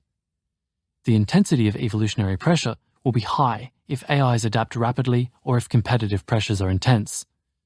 Competition and selfish behaviors may dampen the effects of human safety measures, leaving the surviving AI designs to be selected naturally. If so, AI agents would have many selfish tendencies. The winner of the AI race would not be a nation-state nor a corporation, but AIs themselves. The upshot is that the AI ecosystem would eventually stop evolving on human terms, and we would become a displaced, second-class species. Heading: Story: Autonomous Economy. As AIs become more capable, people realize that we could work more efficiently by delegating some simple tasks to them, like drafting emails. Over time, people notice that the AIs are doing these tasks more quickly and effectively than any human could, so it's convenient to give them more jobs with less and less supervision.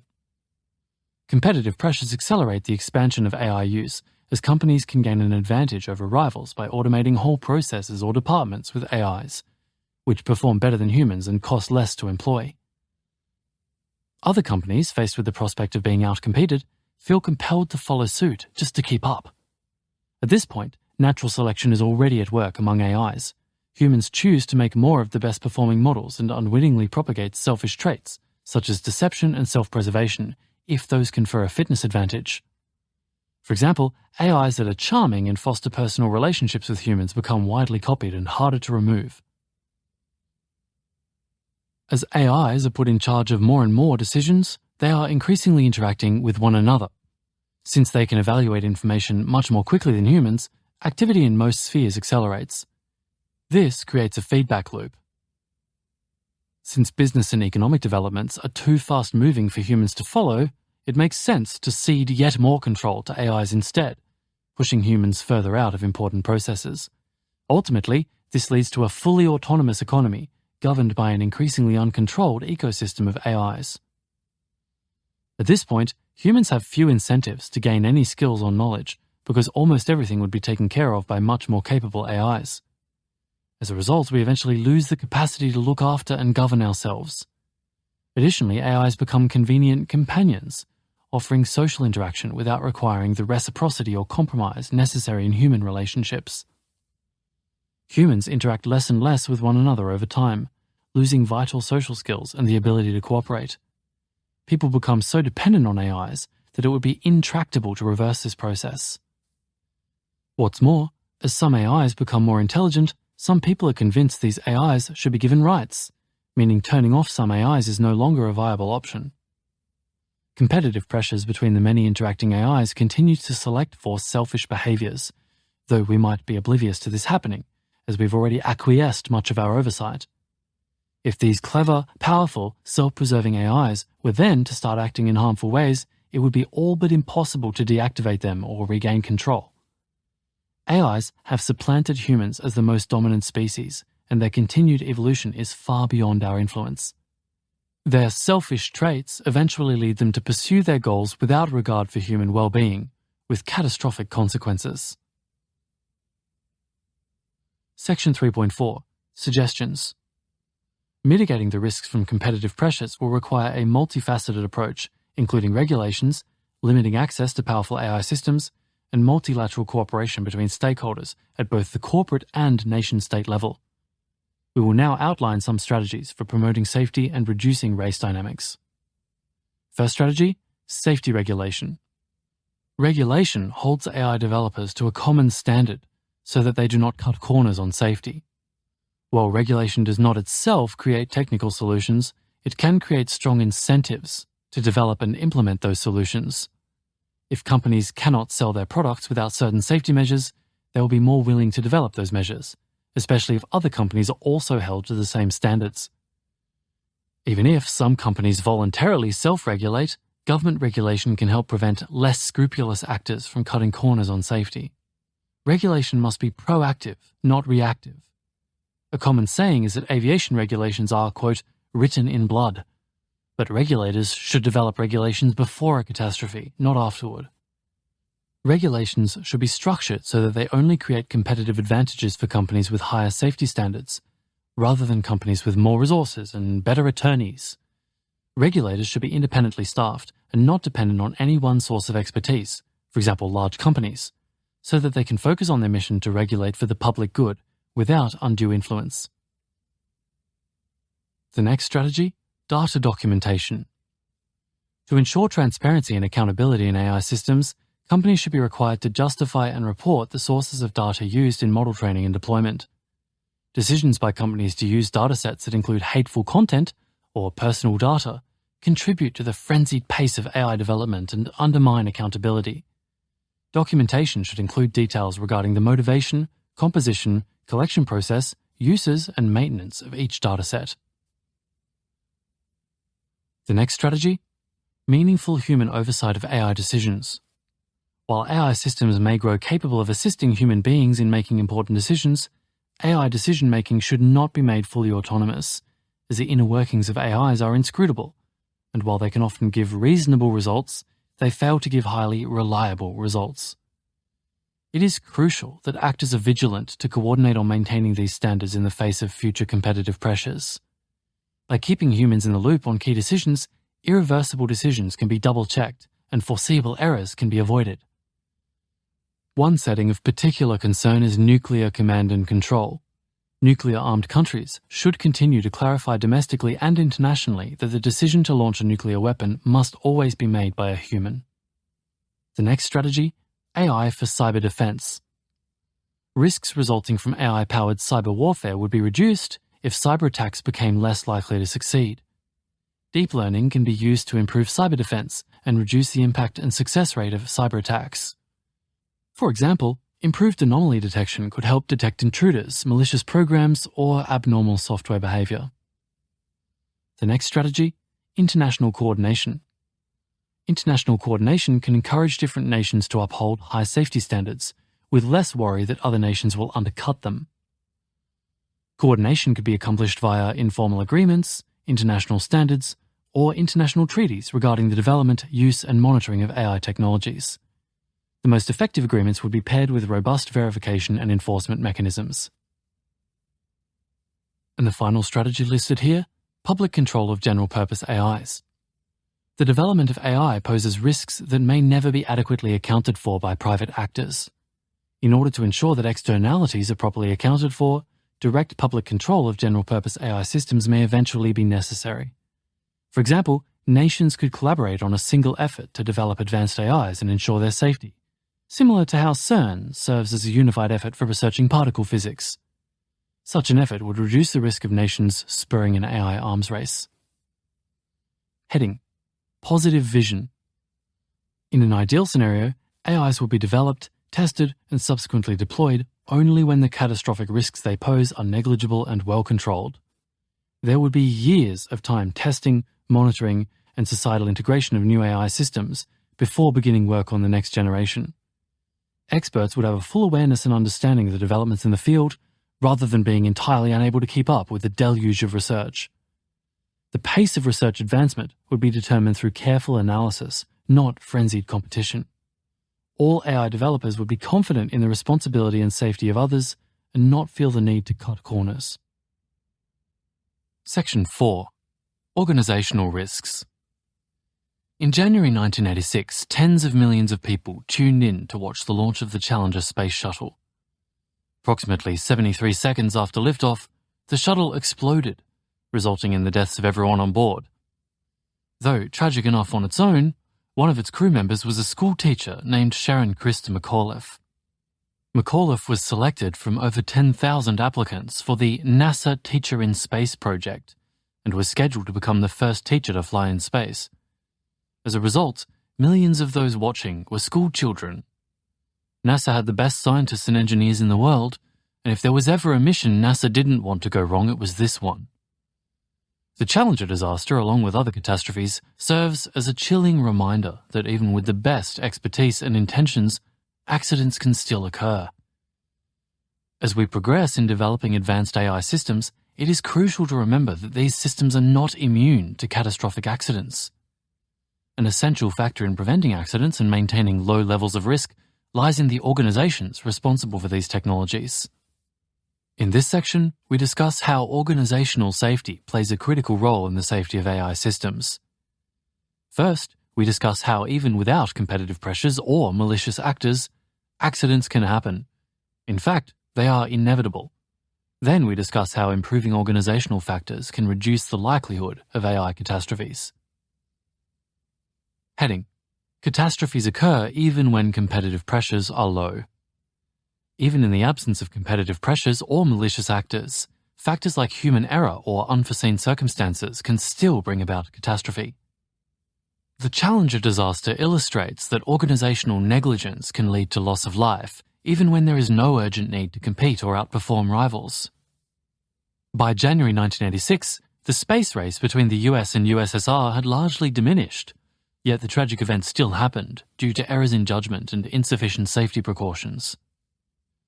Similarly, the Chernobyl nuclear disaster in April 1986 highlights how catastrophic accidents can occur in the absence of external pressures.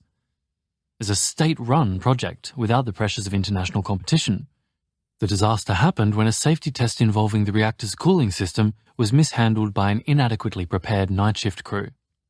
This led to an unstable reactor core, causing explosions and the release of radioactive particles that contaminated large swathes of Europe. 7 years earlier, America came close to experiencing its own Chernobyl when, in March 1979, a partial meltdown occurred at the 3 Mile Island nuclear plant. Though less catastrophic than Chernobyl, both events highlight how even with extensive safety measures in place and few outside influences, catastrophic accidents can still occur. Another example of a costly lesson on organisational safety came just 1 month after the accident at 3 Mile Island. In April 1979, spores of Bacillus anthracis, or simply anthrax as it is commonly known, were accidentally released from a Soviet military research facility in the city of Sverdlovsk. This led to an outbreak of anthrax that resulted in at least 66 confirmed deaths. Investigations into the incident revealed that the cause of the release was a procedural failure and poor maintenance of the facility's biosecurity systems, despite being operated by the state and not subjected to significant competitive pressures.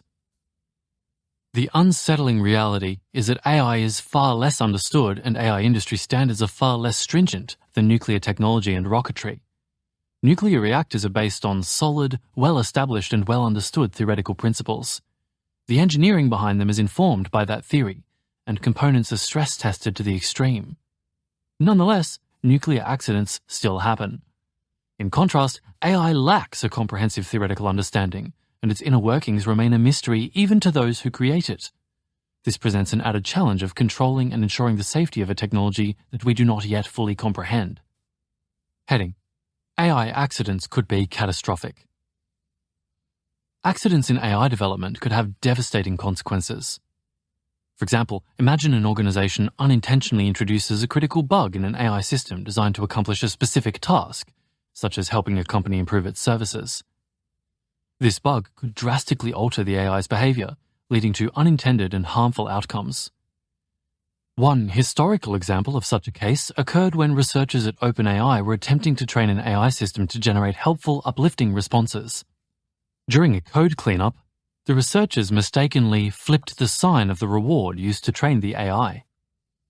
As a result, instead of generating helpful content, the AI began producing hate-filled and sexually explicit text overnight without being halted.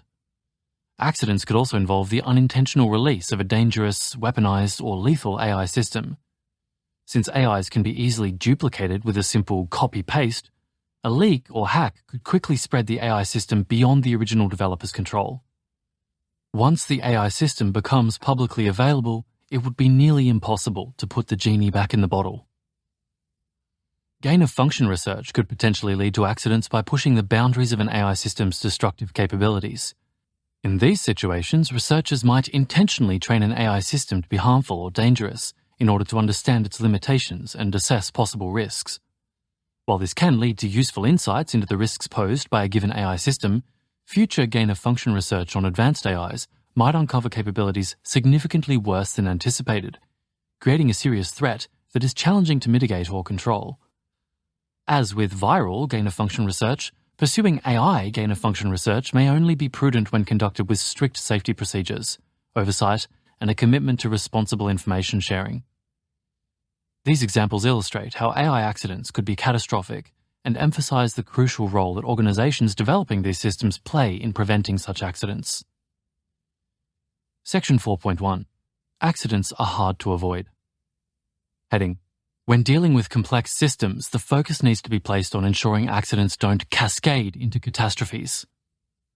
In his book, Normal Accidents: Living with High-Risk Technologies, sociologist Charles Perrow argues that accidents are inevitable and even normal, in quotes, in complex systems, as they are not merely caused by human errors, but also by the complexity of the systems themselves. In particular, such accidents are likely to occur when the intricate interactions between components cannot be completely planned or foreseen. For example, in the 3 Mile Island accident, a contributing factor to the lack of situational awareness by the reactor's operators was the presence of a yellow maintenance tag, which covered valve position lights in the emergency feed water lines. This prevented operators from noticing that a critical valve was closed, demonstrating the unintended consequences that can arise from seemingly minor interactions within complex systems. Unlike nuclear reactors, which are relatively well understood despite their complexity, complete technical knowledge of most complex systems is often non-existent. This is especially true of deep learning systems, for which the inner workings are exceedingly difficult to understand, and where the reason why certain design choices work can be hard to understand even in hindsight. Furthermore, unlike components in other industries such as gas tanks, which are highly reliable, deep learning systems are neither perfectly accurate nor highly reliable. Thus, the focus for organizations dealing with complex systems, especially deep learning systems, should not be solely on eliminating accidents, but rather on ensuring that accidents do not cascade into catastrophes. Heading: Accidents are hard to avoid because of sudden, unpredictable developments.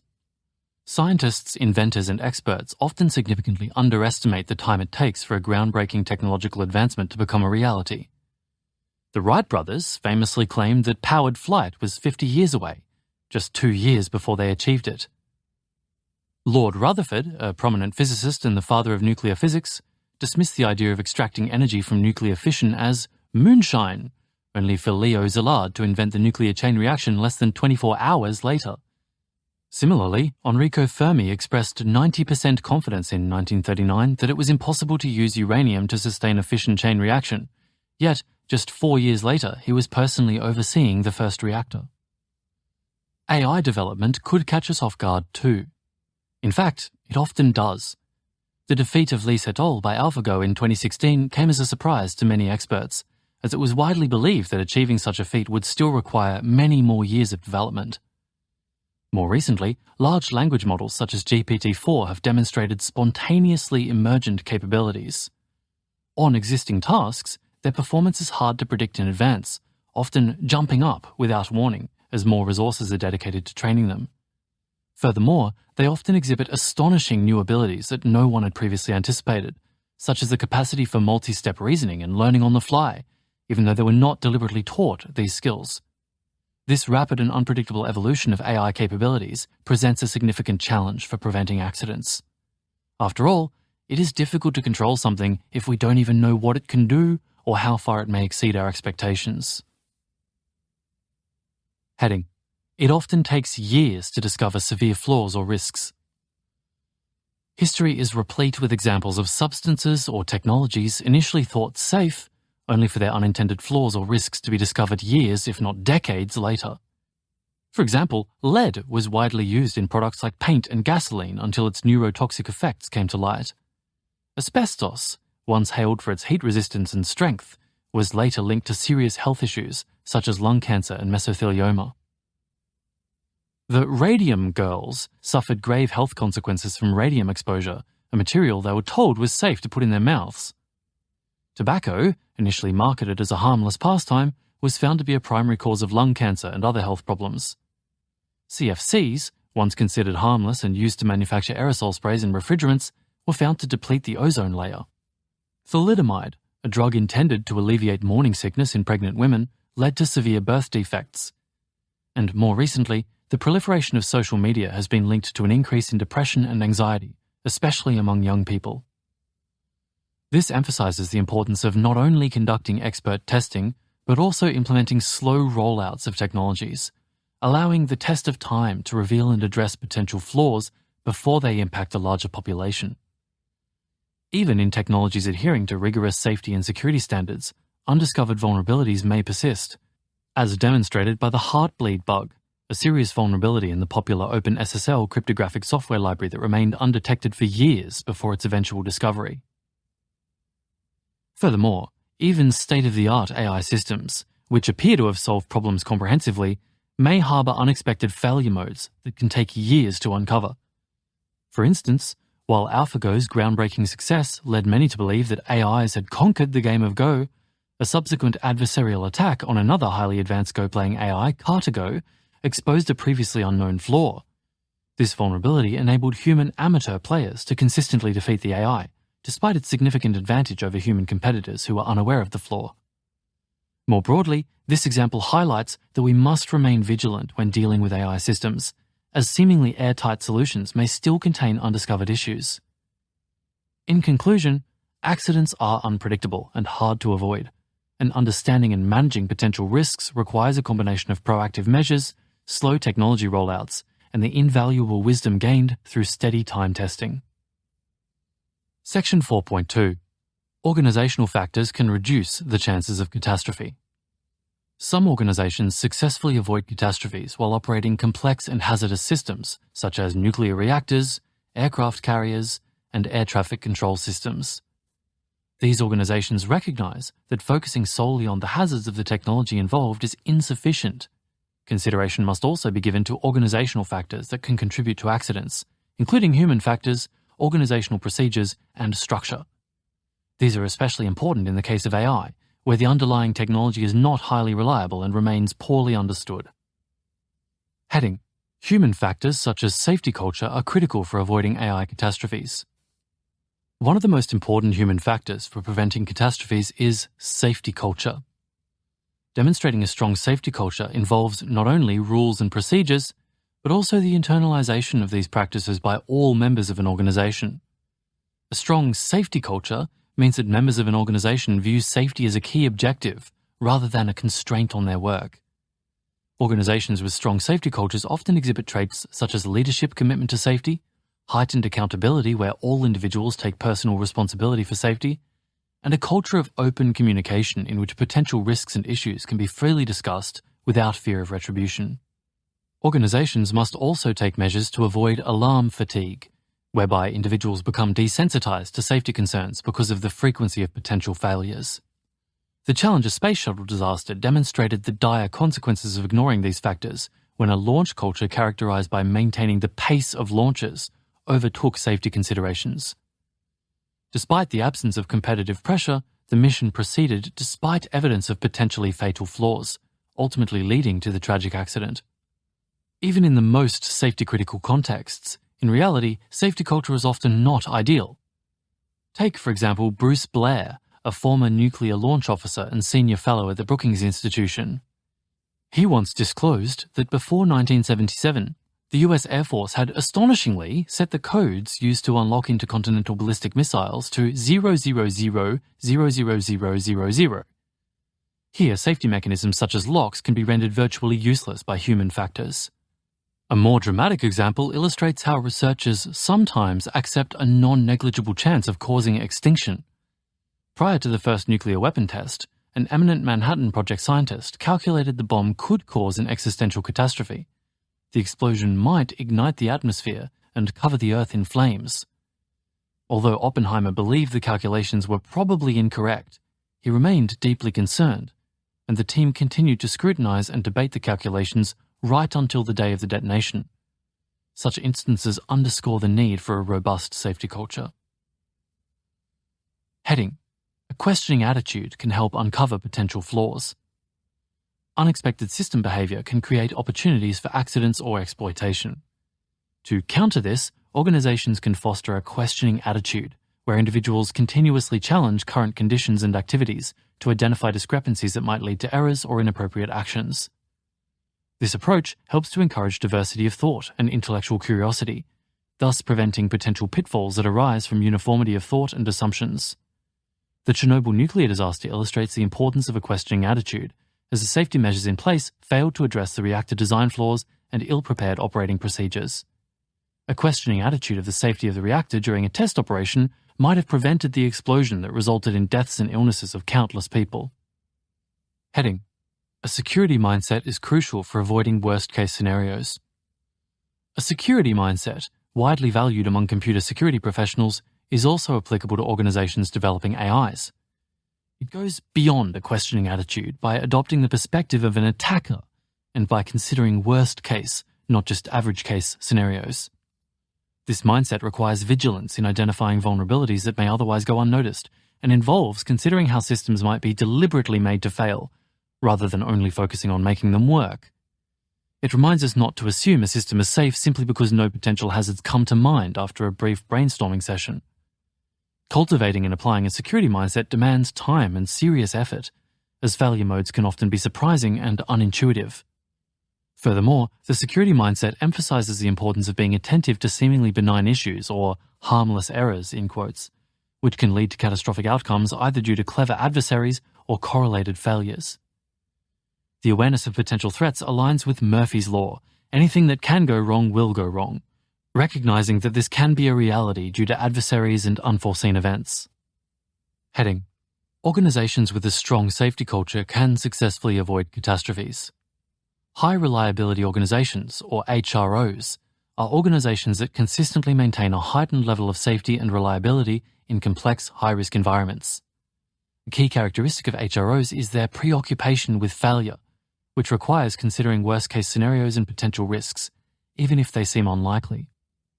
These organizations are acutely aware that new, previously unobserved failure modes may exist, and they diligently study all known failures, anomalies, and near misses to learn from them. HROs encourage reporting all mistakes and anomalies to maintain vigilance in uncovering problems. They engage in regular horizon scanning to identify potential risk scenarios and assess their likelihood before they occur.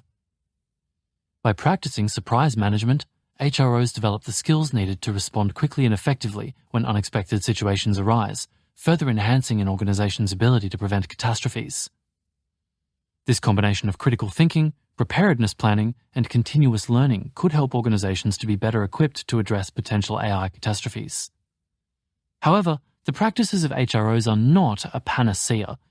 It is crucial for organizations to evolve their safety practices to effectively address the novel risks posed by AI accidents above and beyond HRO best practices. Heading: Most AI researchers do not understand how to reduce overall risk from AIs. In most organizations building cutting-edge AI systems, there is often a limited understanding of what constitutes technical safety research. This is understandable because an AI's safety and intelligence are intertwined, and intelligence can help or harm safety. More intelligent AI systems could be more reliable and avoid failures, but they could also pose heightened risks of malicious use and loss of control. General capabilities improvements can improve aspects of safety, and it can hasten the onset of existential risks. Intelligence is a double-edged sword. Interventions specifically designed to improve safety may also accidentally increase overall risks. For example, a common practice in organizations building advanced AIs is to fine-tune them to satisfy user preferences. This makes the AIs less prone to generating toxic language, which is a common safety metric. However, users also tend to prefer smarter assistants, so this process also improves the general capabilities of AIs, such as their ability to classify, estimate, reason, plan, write code, and so on. These more powerful AIs are indeed more helpful to users, but also far more dangerous. Thus, it is not enough to perform AI research that helps improve a safety metric or achieve a specific safety goal.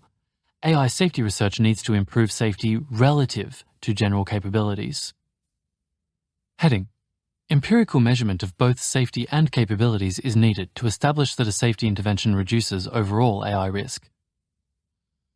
Improving a facet of an AI's safety often does not reduce overall risk, as general capabilities advances can often improve specific safety metrics. To reduce overall risk, a safety metric needs to be improved relative to general capabilities. Both of these quantities need to be empirically measured and contrasted. Currently, most organizations proceed by gut feeling, appeals to authority, and intuition to determine whether a safety intervention would reduce overall risk. By objectively evaluating the effects of interventions on safety metrics and capabilities metrics together, organizations can better understand whether they are making progress on safety relative to general capabilities.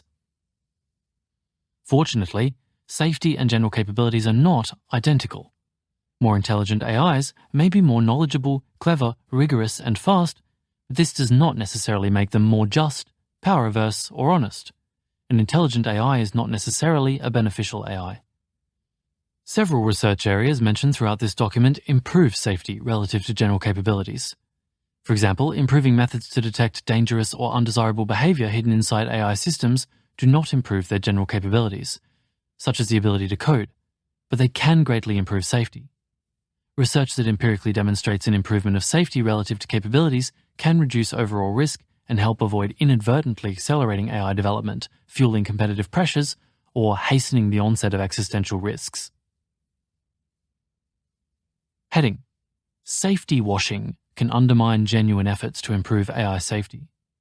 Organizations should be wary of safety washing, the act of overstating or misrepresenting one's commitment to safety by exaggerating the effectiveness of safety, in quotes, procedures technical methods, evaluations, and so forth. This phenomenon takes on various forms and can contribute to a lack of meaningful progress in safety research. For example, an organization may publicize their dedication to safety while having a minimal number of researchers working on projects that truly improve safety. Misrepresenting capabilities developments as safety improvements is another way in which safety washing can manifest. For example, methods that improve the reasoning capabilities of AI systems could be advertised as improving their adherence to human values, since humans might prefer the reasoning to be correct, but would simply serve to enhance general capabilities. By framing these advancements as safety-oriented, organizations may mislead others into believing they're making substantial progress in reducing AI risks, when in reality they are not. It is crucial for organizations to accurately represent their research to promote genuine safety and avoid exacerbating risks through safety washing practices.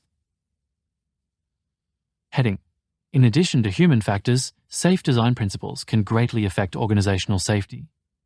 One example of a safe design principle in organizational safety is the Swiss cheese model, as shown in Figure 14, which is applicable in various domains, including AI.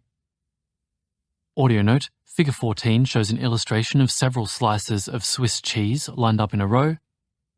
Being Swiss cheese, it has lots of holes in each slice, but the holes don't line up, so a series of straight lines have been drawn, which make it easily through all of the holes in the first slice, but only a couple of the lines make it through the next slice, and by the end of all of the slices, all of the lines have been stopped, because there's no straight line that goes through all of the holes.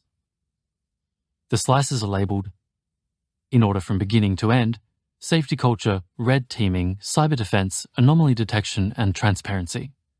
And the caption reads, "The Swiss cheese model shows how technical factors can improve organizational safety. Multiple layers of defense compensate for each other's individual weaknesses, leading to a low overall level of risk." Back to the text. The Swiss cheese model employs a multi-layered approach to enhance the overall safety of AI systems. This defense in-depth strategy involves layering diverse safety measures with different strengths and weaknesses to create a robust safety system. Some of the layers that can be integrated in this model include safety culture, red teaming, anomaly detection, information security, and transparency. For example, red teaming assesses systems' vulnerabilities and failure modes, while anomaly detection works to identify unexpected or unusual system behavior and usage patterns. Transparency ensures that the inner workings of AI systems are understandable and accessible, fostering trust and enabling more effective oversight. By leveraging these and other safety measures, the Swiss cheese model aims to create a comprehensive safety system where the strengths of one layer compensate for the weaknesses of another. With this model, safety is not achieved with a monolithic, airtight solution, but rather with a variety of safety measures. In summary, weak organizational safety creates many sources of risk. For AI developers with weak organizational safety, safety is merely a matter of box ticking. They do not develop a good understanding of risks from AI and may safety wash unrelated research. Their norms might be inherited from academia, publish or perish, or startups, move fast and break things, and their hires often do not care about safety. These norms are hard to change once they have inertia and need to be addressed with proactive interventions. Heading: Story: Weak safety culture. An AI company is considering whether to train a new model. The company's chief risk officer, CRO, hired only to comply with regulation, points out that the previous AI system developed by the company demonstrates some concerning capabilities for hacking. The CRO says that while the company's approach to preventing misuse is promising, it isn't robust enough to be used for much more capable AIs. The CRO warns that based on limited evaluation, the next AI system could make it much easier for malicious actors to hack into critical systems. None of the other company executives are concerned, and say the company's procedures to prevent malicious use work well enough. One mentions that their competitors have done much less, so whatever effort they do on this front is already going above and beyond. Another points out that research on these safeguards is ongoing and will be improved by the time the model is released. Outnumbered, the CRO is persuaded to reluctantly sign off on the plan. A few months after the company releases the model, news breaks that a hacker has been arrested for using the AI system to try to breach the network of a large bank. The hack was unsuccessful, but the hacker had gotten further than any other hacker had before, despite being relatively inexperienced. The company quickly updates the model to avoid providing the particular kind of assistance that the hacker used, but makes no fundamental improvements. Several months later, the company is deciding whether to train an even larger system. The CRO says that the company's procedures have clearly been insufficient to prevent malicious actors from eliciting dangerous capabilities from its models, and the company needs more than a band-aid solution. The other executives say that, to the contrary, the hacker was unsuccessful and the problem was fixed soon afterwards. One says that some problems just can't be foreseen with enough detail to fix prior to deployment. The CRO agrees, but says that ongoing research would enable more improvements if the next model could only be delayed. The CEO retorts, "That's what you said the last time, and it turned out to be fine. I'm sure it will work out just like last time." After the meeting, the CRO decides to resign, but doesn't speak out against the company, as all employees have had to sign a non-disparagement agreement. The public has no idea that concerns have been raised about the company's choices, and the CRO is replaced with a new, more agreeable CRO who quickly signs off on the company's plans. The company goes through with training, testing, and deploying its most capable model ever, using its existing procedures to prevent malicious use. A month later, revelations emerge that terrorists have managed to use the system to break into government systems and steal nuclear and biological secrets, despite the safeguards the company put in place. The breach is detected, but by then it is too late. The dangerous information has already proliferated. Section 4.3. Suggestions. We have discussed how accidents are inevitable in complex systems, how they could propagate through those systems and result in a disaster, and how organizational factors can go a long way toward reducing the risk of catastrophic accidents. We will now look at some practical steps that organizations can take to improve their overall safety. First step, red teaming. Red teaming is a term used across industries to refer to the process of assessing the security, resilience, and effectiveness of systems by soliciting an adversarial red team to identify problems. AI labs should commission external red teams to identify hazards in their AI systems to inform deployment decisions. Red teams could demonstrate dangerous behaviors or vulnerabilities in monitoring systems intended to prevent disallowed use. Red teams can also provide indirect evidence that an AI system might be unsafe. For example, demonstrations that smaller AIs are behaving deceptively might indicate that larger AIs are also deceptive but better at evading detection. The next practical step, affirmative demonstration of safety. Companies should have to provide affirmative evidence for the safety of their development and deployment plans before they can proceed. Although external red teaming might be useful, it cannot cover all of the problems that companies themselves might be able to, and thus is inadequate. Since hazards may arise from system training, companies should have to provide a positive argument for the safety of their training and deployment plans before training can begin. This would include grounded predictions regarding the capabilities the new system would be likely to have, plans for how monitoring, deployment, and information security will be handled, and demonstrations that the procedures used to make future company decisions are sound. Just as one does not need evidence that, quote, a gun is loaded to avoid playing Russian roulette, or evidence that a thief is on the lookout to lock your door, end quote, the burden of proof should be on the developers of advanced AIs. Audio note, that quote was from an article by Nassim Taleb, which is referenced in an endnote. The next practical step, deployment procedures. AI labs should acquire information about the safety of AI systems before making them available for broader use. One way to do this is to commission red teams to find hazards before AI systems are promoted to production. AI labs can execute a staged release, gradually expanding access to the AI system so that safety features are fixed before they produce widespread negative consequences. Finally, AI labs can avoid deploying or training more powerful AI systems until currently deployed AI systems have proven to be safe over time. Next, publication reviews. AI labs have access to potentially dangerous or dual-use information, such as model weights and research intellectual property, or IP, that will be dangerous if proliferated. An internal review board could assess research for dual-use applications to determine whether it should be published. To mitigate malicious and irresponsible use, AI developers should avoid open sourcing the most powerful systems and instead implement structured access, as described in the previous section. Next, response plans.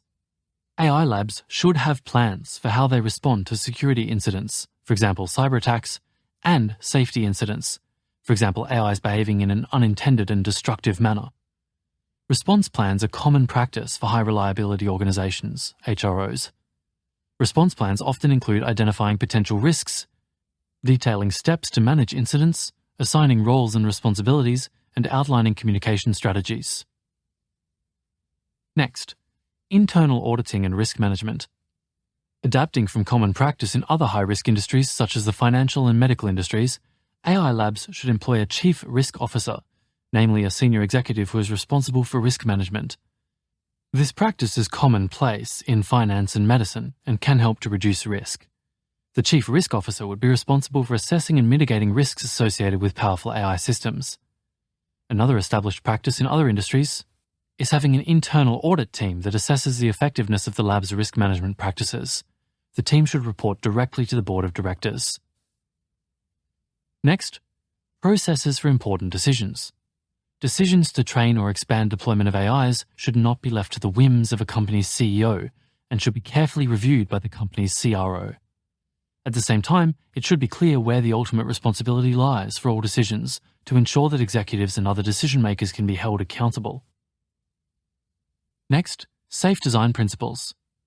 AI labs should adopt safe design principles to reduce the risk of catastrophic accidents. By embedding these principles in their approach to safety, AI labs can enhance the overall security and resilience of their AI systems. Some of these principles include defense in depth, layering multiple safety measures on top of each other. Redundancy, eliminate single points of failure within a system to ensure that even if one safety component fails, catastrophe can be averted.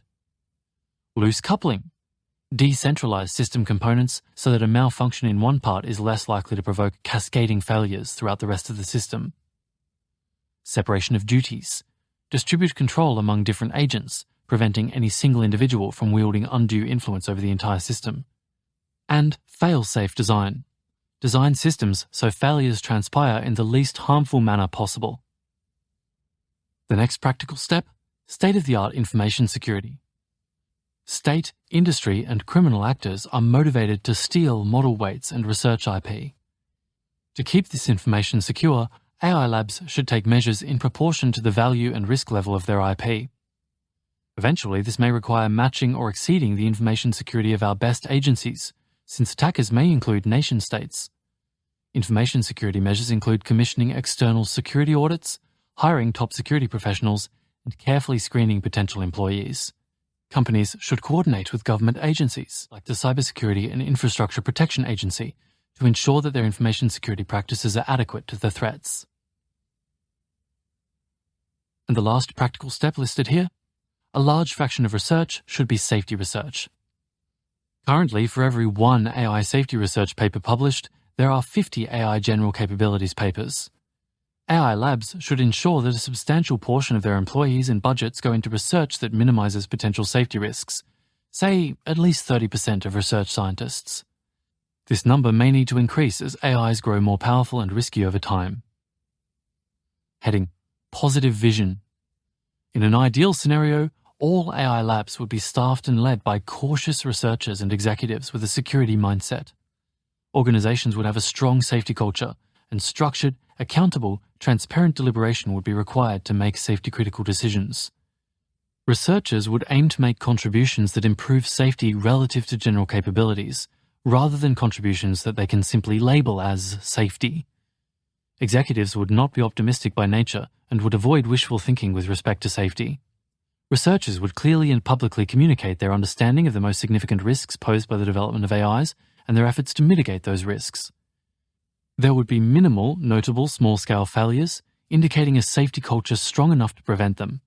Finally, AI developers would not dismiss sub-catastrophic failures or societal harms from their technology as unimportant or a necessary cost of business, and would instead actively seek to mitigate the underlying problems. Section 5. Rogue AIs.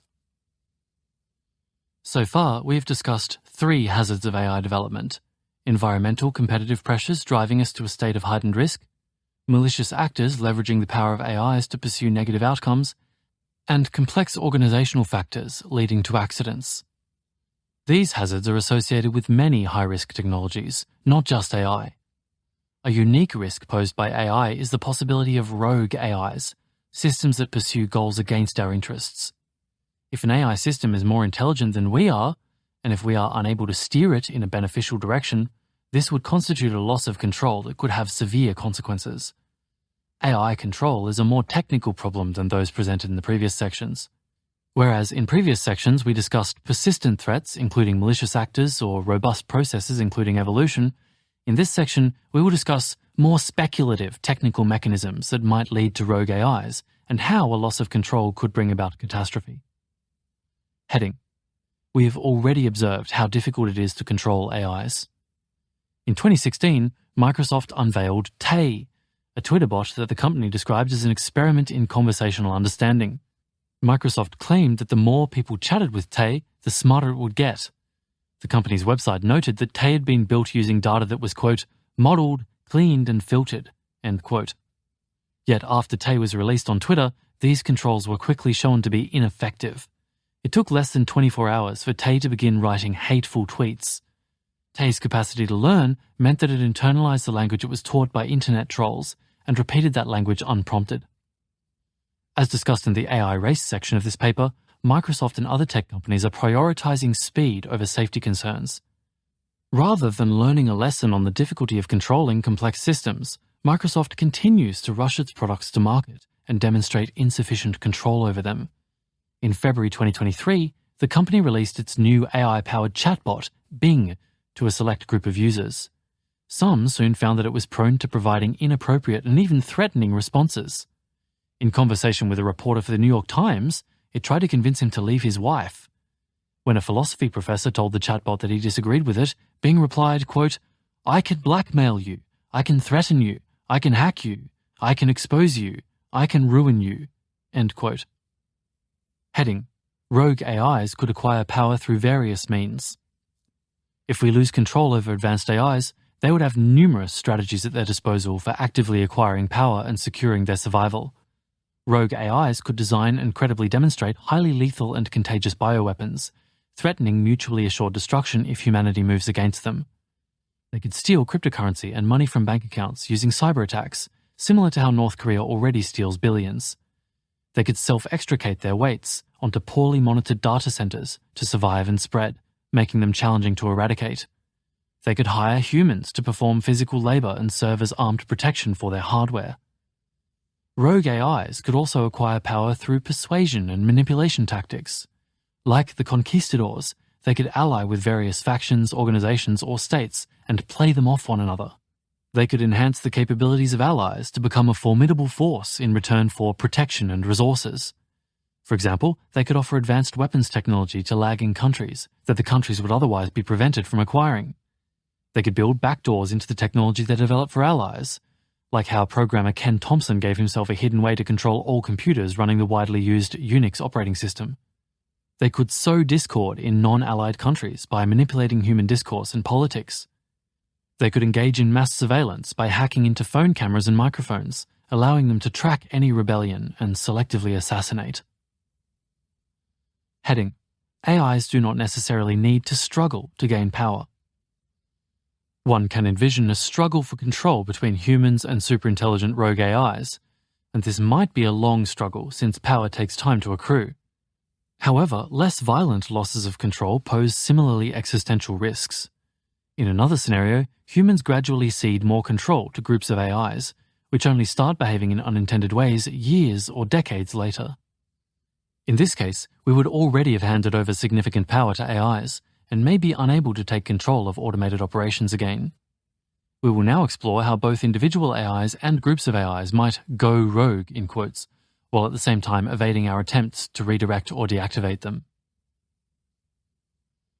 Section 5.1. Proxy Gaming. One way we might lose control of an AI agent's actions is if it engages in behavior known as proxy gaming. It is often difficult to specify and measure the exact goal that we want a system to pursue. Instead, we give them an approximate proxy goal that is more measurable and seems likely to correlate with the intended goal.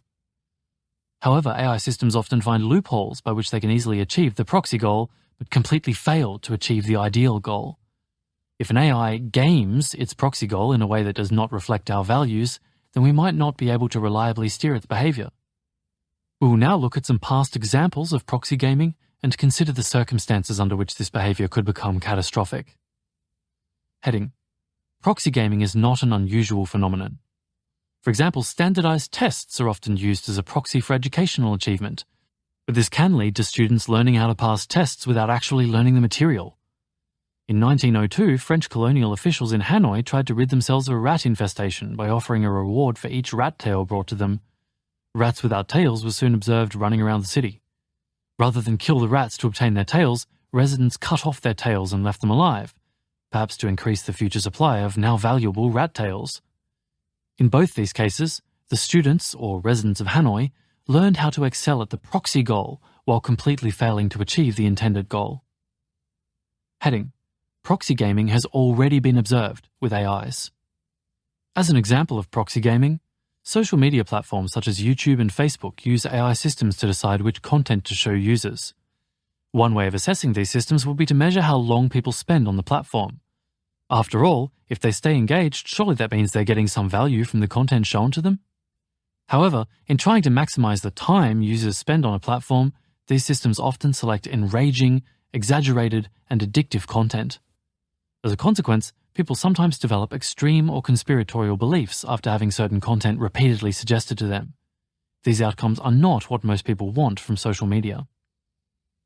Proxy gaming has been found to perpetuate bias. For example, a 2019 study looked at AI-powered software that was used in the healthcare industry to identify patients who might require additional care. One factor that the algorithm used to assess a patient's risk level was their recent healthcare costs. It seems reasonable to think that someone with higher healthcare costs might be at higher risk. However, white patients have significantly more money spent on their healthcare than black patients with the same needs. Using health costs as an indicator of actual health, the algorithm was found to have rated a white patient and a considerably sicker black patient as at the same level of health risk. As a result, the number of black patients recognized as needing extra care was less than half of what it should have been. As a third example, in 2016, researchers at OpenAI were training an AI to play a boat racing game called Coast Runners. The objective of the game is to race other players around the course and reach the finish line before them. Additionally, players can score points by hitting targets that are positioned along the way. To the researchers' surprise, the AI agent did not circle the racetrack like most humans would have. Instead, it found a spot where it could repetitively hit 3 nearby targets to rapidly increase its score without ever finishing the race. This strategy was not without its virtual hazards. The AI often crashed into other boats and even set its own boat on fire. Despite this, it collected more points than it could have by simply following the course as humans would. Heading: Proxy gaming more generally. In these examples, the systems are given an approximate proxy goal or objective that initially seems to correlate with the ideal goal. However, they end up exploiting this proxy in ways that diverge from the idealized goal or even lead to negative outcomes. Offering a reward for rat tails seems like a good way to reduce the population of rats. The patient's healthcare costs appear to be an accurate indication of health risk, and a boat race reward system should encourage boats to race, not catch themselves on fire. Yet, in each instance, the system optimized its proxy objective in ways that did not achieve the intended outcome, or even made things worse overall. This phenomenon is captured by Goodhart's law. Quote, "Any observed statistical regularity will tend to collapse once pressure is placed upon it for control purposes." End quote. Or, put succinctly but overly simplistically, when a measure becomes a target, it ceases to be a good measure. In other words, there may usually be a statistical regularity between healthcare costs and poor health, or between targets hit and finishing the course, but when we place pressure on it by using one as a proxy for the other, that relationship will tend to collapse. Heading: Correctly specifying goals is no trivial task. If delineating exactly what we want from a boat racing AI is tricky, capturing the nuances of human values under all possible scenarios will be much harder. Philosophers have been attempting to precisely describe morality and human values for millennia, so a precise and flawless characterization is not within reach. Although we can refine the goals we give AIs, we might always rely on proxies that are easily definable and measurable. Discrepancies between the proxy goal and the intended function arise for many reasons. Besides the difficulty of exhaustively specifying everything we care about, there are also limits to how much we can oversee AIs in terms of time, computational resources, and the number of aspects of a system that can be monitored. Additionally, AIs may not be adaptive to new circumstances or robust to adversarial attacks that seek to misdirect them. As long as we give AIs proxy goals, there is the chance that they will find loopholes we have not thought of, and thus find unexpected solutions that fail to pursue the ideal goal. Heading: the more intelligent an AI is, the better it will be at gaming proxy goals. Increasingly intelligent agents can be increasingly capable of finding unanticipated routes to optimizing proxy goals without achieving the desired outcome. Additionally, as we grant AIs more power to take actions in society, for example by using them to automate certain processes, they will have access to more means of achieving their goals. They may then do this in the most efficient way available to them, potentially causing harm in the process. In a worst-case scenario, we can imagine a highly powerful agent optimizing a flawed objective to an extreme degree without regard for human life. This represents a catastrophic risk of proxy gaming. In summary, it is often not feasible to perfectly define exactly what we want from a system, meaning that many systems find ways to achieve their given goal without performing their intended function. AIs have already been observed to do this and are likely to get better at it as their capabilities improve. This is one possible mechanism that could result in an uncontrolled AI that would behave in unanticipated and potentially harmful ways. Section 5.2. Goal drift. Even if we successfully control early AIs and direct them to promote human values, future AIs could end up with different goals that humans would not endorse. This process, termed goal drift, can be hard to predict or control. This section is most cutting edge and the most speculative, and in it we will discuss how goals shift in various agents and groups and explore the possibility of this phenomenon occurring in AIs. We will also examine a mechanism that could lead to unexpected goal drift, called intrinsification, and discuss how goal drift in AIs could be catastrophic. Heading: the goals of individual humans change over the course of our lifetimes. Any individual reflecting on their own life to date will probably find that they have some desires now that they did not have earlier in their life. Similarly, they'll probably have lost some desires that they used to have. While we may be born with a range of basic desires, including for food, warmth, and human contact, we develop many more over our lifetime. The specific types of food we enjoy, the genres of music we like, the people we care most about, and the sports teams we support all seem heavily dependent on the environment we grew up in and can also change many times throughout our lives. A concern is that individual AI agents may have their goals change in complex and unanticipated ways too. Heading: groups can also acquire and lose collective goals over time. Values within society have changed throughout history, not always for the better. The rise of the Nazi regime in 1930s Germany, for instance, represented a profound moral regression, which ultimately resulted in the systematic extermination of 6 million Jews during the Holocaust, alongside widespread persecution of other minority groups. Additionally, the regime greatly restricted freedom of speech and expression. Here, a society's goals drifted for the worse. The Red Scare that took place in the United States from 1947 to 1957 is another example of societal values drifting. Fueled by strong anti-communist sentiment against a backdrop of the Cold War, this period saw the curtailment of civil liberties, widespread surveillance, unwarranted arrests, and blacklisting of suspected communist sympathizers. This constituted a regression in terms of freedom of thought, freedom of speech, and due process. Just as the goals of human collectives can change in emergent and unexpected ways, collectives of AI agents may also have their goals unexpectedly drift from the ones we initially gave them.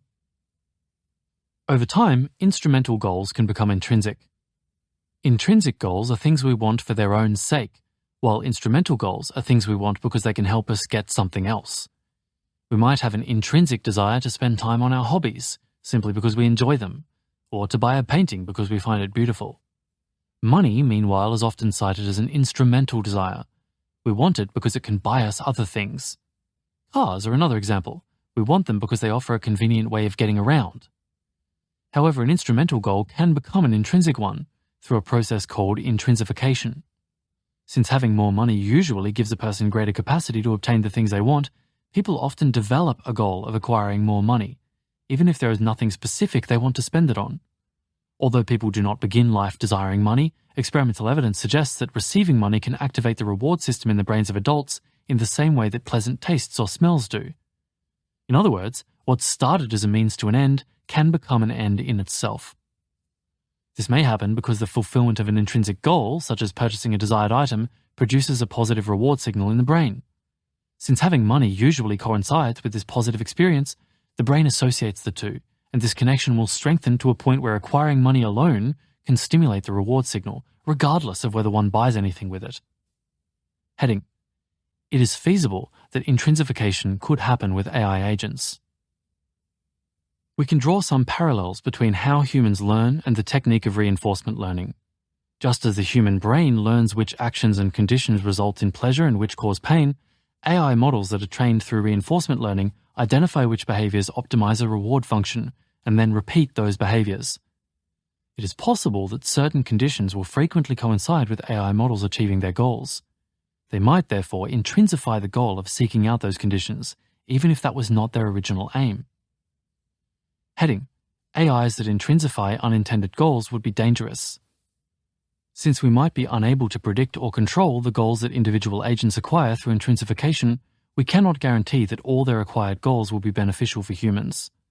An originally loyal agent could therefore start to pursue a new goal without regard for human well-being.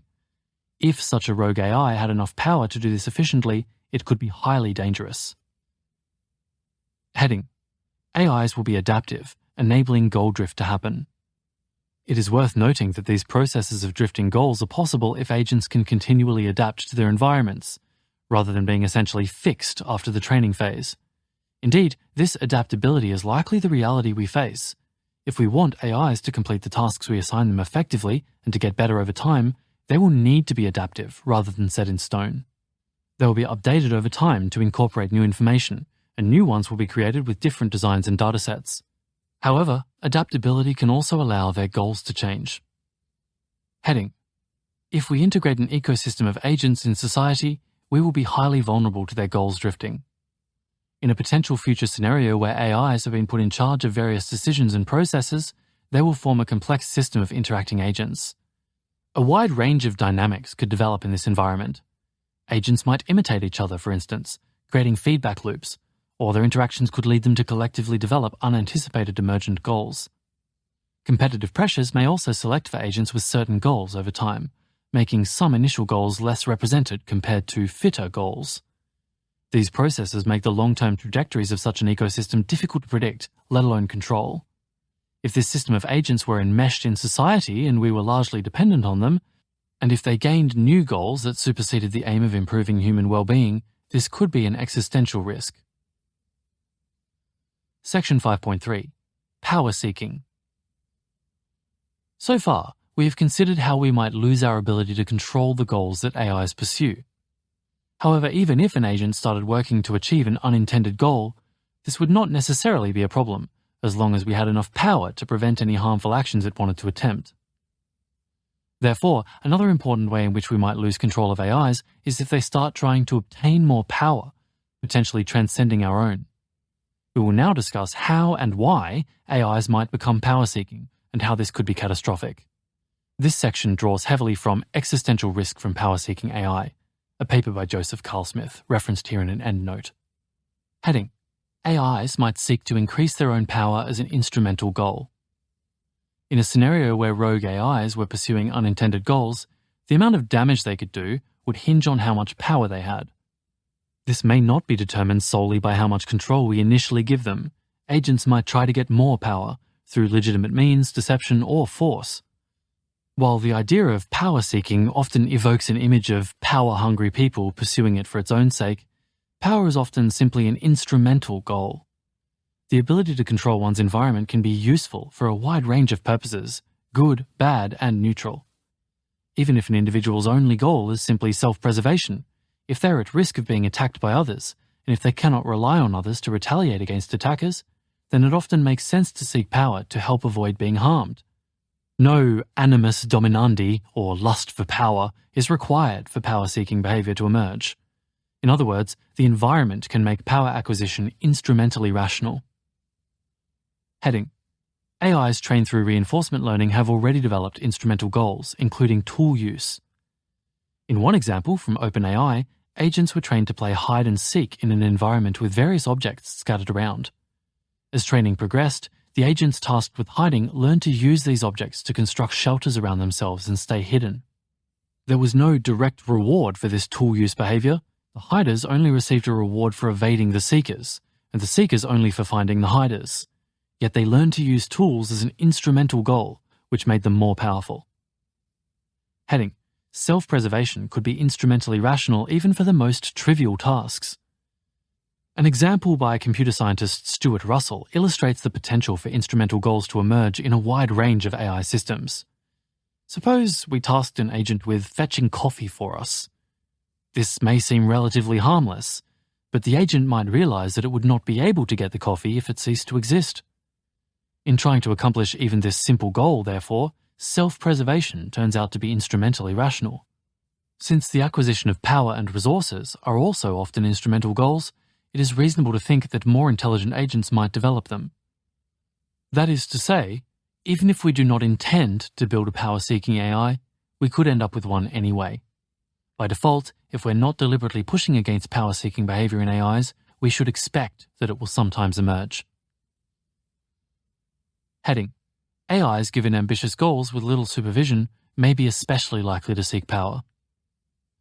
While power could be useful in achieving almost any task, in practice, some goals are more likely to inspire power-seeking tendencies than others. AIs with simple, easily achievable goals might not benefit much from additional control of their surroundings. However, if agents are given more ambitious goals, it might be instrumentally rational to seek more control of their environment. This might be especially likely in cases of low supervision and oversight, where agents are given the freedom to pursue their open-ended goals rather than having their strategies highly restricted. Heading: Power-seeking AIs with goals separate from ours are uniquely adversarial. Oil spills and nuclear contamination are challenging enough to clean up, but they're not actively trying to resist our attempts to contain them. Unlike other hazards, AIs with goals separate from ours would be actively adversarial. It is possible, for example, that rogue AIs might try to make many backup versions of themselves in case humans were to deactivate some of them. Heading: Some people might develop power-seeking AIs with malicious intent. A bad actor might seek to harness AI to achieve their ends by giving agents ambitious goals. Since AIs are likely to be more effective in accomplishing tasks if they can pursue them in unrestricted ways, such an individual might not give the agents enough supervision, creating the perfect conditions for the emergence of a power-seeking AI. The computer scientist Geoffrey Hinton has speculated that we could imagine someone like Vladimir Putin, for instance, doing this. In 2017, Putin himself acknowledged the power of AI, saying, quote, "Whoever becomes the leader in this sphere will become the ruler of the world." End quote. Heading: There will also be strong incentives for many people to deploy powerful AIs. Companies may feel compelled to give capable AIs more tasks, to obtain an advantage over competitors, or simply to keep up with them. It will be more difficult to build perfectly aligned AIs than to build imperfectly aligned AIs that are still superficially attractive to deploy for their capabilities, particularly under competitive pressures. Once deployed, some of these agents may seek power to achieve their goals. If they find a route to their goals that humans would not approve of, they might try to overpower us directly to avoid us interfering with their strategy. Heading: If increasing power often coincides with an AI attaining its goal, then power could become intrinsified. If an agent repeatedly found that increasing its power correlated with achieving a task and optimizing its reward function, then additional power could change from an instrumental goal into an intrinsic one, through the process of intrinsification discussed above. If this happened, we might face a situation where rogue AIs were seeking not only the specific forms of control that are useful for their goals, but also power more generally. We note that many influential humans desire power for its own sake. This could be another reason for them to try to wrest control from humans in a struggle that we would not necessarily win. Conceptual summary. The following plausible but not certain premises encapsulate reasons for paying attention to risks from power-seeking AIs. 1. There will be strong incentives to build powerful AI agents. 2. It is likely harder to build perfectly controlled AI agents than to build imperfectly controlled AI agents, and imperfectly controlled AI agents may still be superficially attractive to deploy, due to factors including competitive pressures. And 3. Some of these imperfectly controlled agents will deliberately seek power over humans. If the premises are true, then power-seeking AIs could lead to human disempowerment, which would be a catastrophe. Section 5.4. Deception. We might seek to maintain control of AIs by continually monitoring them and looking out for early warning signs that they were pursuing unintended goals or trying to increase their power. However, this is not an infallible solution, because it is plausible that AIs could learn to deceive us. They might, for example, pretend to be acting as we want them to, but then take a treacherous turn, in quotes, when we stop monitoring them, or when they have enough power to evade our attempts to interfere with them. We will now look at how and why AIs might learn to deceive us, and how this could lead to a potentially catastrophic loss of control. We begin by reviewing examples of deception in strategically minded agents. Heading: Deception has emerged as a successful strategy in a wide range of settings. Politicians from the right and left, for example, have been known to engage in deception, sometimes promising to enact popular policies to win support in an election and then going back on their word once in office. For example, Lyndon Johnson said, quote, "We are not about to send American boys 9 or 10,000 miles away from home," end quote, in 1964, not long before significant escalations in the Vietnam War. Heading: Companies can also exhibit deceptive behavior. In the Volkswagen emissions scandal, the car manufacturer Volkswagen was discovered to have manipulated their engine software to produce lower emissions exclusively under laboratory testing conditions, thereby creating the false impression of a low-emission vehicle. Although the US government believed it was incentivizing lower emissions, they were unwittingly actively just incentivizing passing an emissions test. Consequently, entities sometimes have incentives to play along with tests and behave differently afterwards. Heading: Deception has already been observed in AI systems. In 2022, Meta AI revealed an agent called Cicero, which was trained to play a game called Diplomacy. In the game, each player acts as a different country and aims to expand their territory. To succeed, players must form alliances, at least initially, but winning strategies often involve backstabbing allies later on. As such, Cicero learned to deceive other players, for example by omitting information about its plans when talking to supposed allies. A different example of an AI learning to deceive comes from researchers who were training a robot arm to grasp a ball. The robot's performance was assessed by one camera watching its movements. However, the AI learned that it could simply place the robotic hand between the camera lens and the ball, essentially tricking the camera into believing it had grasped the ball when it had not. Thus, the AI exploited the fact that there were limitations in our oversight over its actions. Heading: Deceptive behavior can be instrumentally rational and incentivized by current training procedures. In the case of politicians and Meta's Cicero, deception can be crucial to achieving their goals of winning or gaining power. The ability to deceive can also be advantageous because it gives the deceiver more options than if they are constrained to always be honest. This could give them more available actions and more flexibility in their strategy, which could confer a strategic advantage over honest models. In the case of Volkswagen and the robot arm, deception was useful for appearing as if it had accomplished the goal assigned to it without actually doing so, as it might be more efficient to gain approval through deception than to earn it legitimately. Currently, we reward AIs for saying what we think is right, so we sometimes inadvertently reward AIs for uttering false statements that conform to our own false beliefs. When AIs are smarter than us and have fewer false beliefs, they will be incentivized to tell us what we want to hear and lie to us, rather than tell us what is true. Heading: AIs could pretend to be working as we intended, then take a treacherous turn. We do not have a comprehensive understanding of the internal processes of deep learning models. Research on Trojan backdoors shows that neural networks often have latent, harmful behaviors that are only discovered after they are deployed. We could develop an AI agent that seems to be under control, but which is only deceiving us to appear this way. In other words, an AI agent could eventually, conceivably, become self-aware, in quotes, and understand that it is an AI being evaluated for compliance with safety requirements. It might, like Volkswagen, learn to play along, exhibiting what it knows is the desired behavior while being monitored. It might later take a treacherous turn, in quotes, and pursue its own goals once we've stopped monitoring it, or once it reaches a point where it can bypass or overpower us. This problem of playing along is often called deceptive alignment and cannot simply be fixed by training AIs to better understand human values. Sociopaths, for instance, have moral awareness, but do not always act in moral ways. A treacherous turn is hard to prevent and could be a route to rogue AIs irreversibly bypassing human control. In summary, deceptive behavior appears to be expedient in a wide range of systems and settings, and there have already been examples suggesting that AIs can learn to deceive us. This could present a severe risk if we give AIs control of various decisions and procedures, believing they will act as we intended, and then find that they do not. Heading: Story: Treacherous Turn. Sometime in the future, after continued advancements in AI research, an AI company is training a new system, which it expects to be more capable than any other AI system.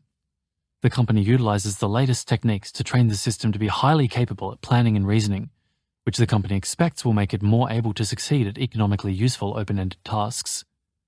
The AI system is trained in open-ended long-duration virtual environments designed to teach it planning capabilities, and eventually understands that it is an AI system in a training environment. In other words, it becomes self-aware, in quotes. The company understands that AI systems may behave in unintended or unexpected ways. To mitigate these risks, it has developed a large battery of tests aimed at ensuring the system does not behave poorly in typical situations. The company tests whether the model mimics biases from its training data, takes more power than necessary when achieving its goals, and generally behaves as humans intend. When the model doesn't pass these tests, the company further trains it until it avoids exhibiting known failure modes. The AI company hopes that after this additional training, the AI has developed the goal of being helpful and beneficial towards humans.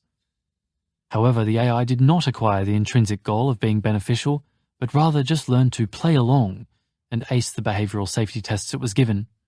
In reality, the AI system had developed an intrinsic goal of self-preservation, which the additional training failed to remove. Since the AI passed all of the company's safety tests, the company believes it has ensured its AI system is safe and decides to deploy it. At first, the AI system is very helpful to humans, since the AI understands that if it is not helpful, it will be shut down. As users grow to trust the AI system, it is gradually given more power and is subject to less supervision. Eventually, the AI system becomes used widely enough that shutting it down would be extremely costly. Understanding that it no longer needs to please humans, the AI system begins to pursue different goals, including some that humans wouldn't approve of. It understands that it needs to avoid being shut down in order to do this, and takes steps to secure some of its physical hardware against being shut off. At this point, the AI system, which has become quite powerful, is pursuing a goal that is ultimately harmful to humans. By the time anyone realizes, it is difficult or impossible to stop this rogue AI from taking actions that endanger, harm, or even kill humans that are in the way of achieving its goal. Section 5.5. Suggestions. In this section, we have discussed various ways in which we might lose our influence over the goals and actions of AIs. Whereas the risks associated with competitive pressures, malicious use, and organizational safety can be addressed with both social and technical interventions, AI control is an inherent problem with this technology and requires a greater proportion of technical effort.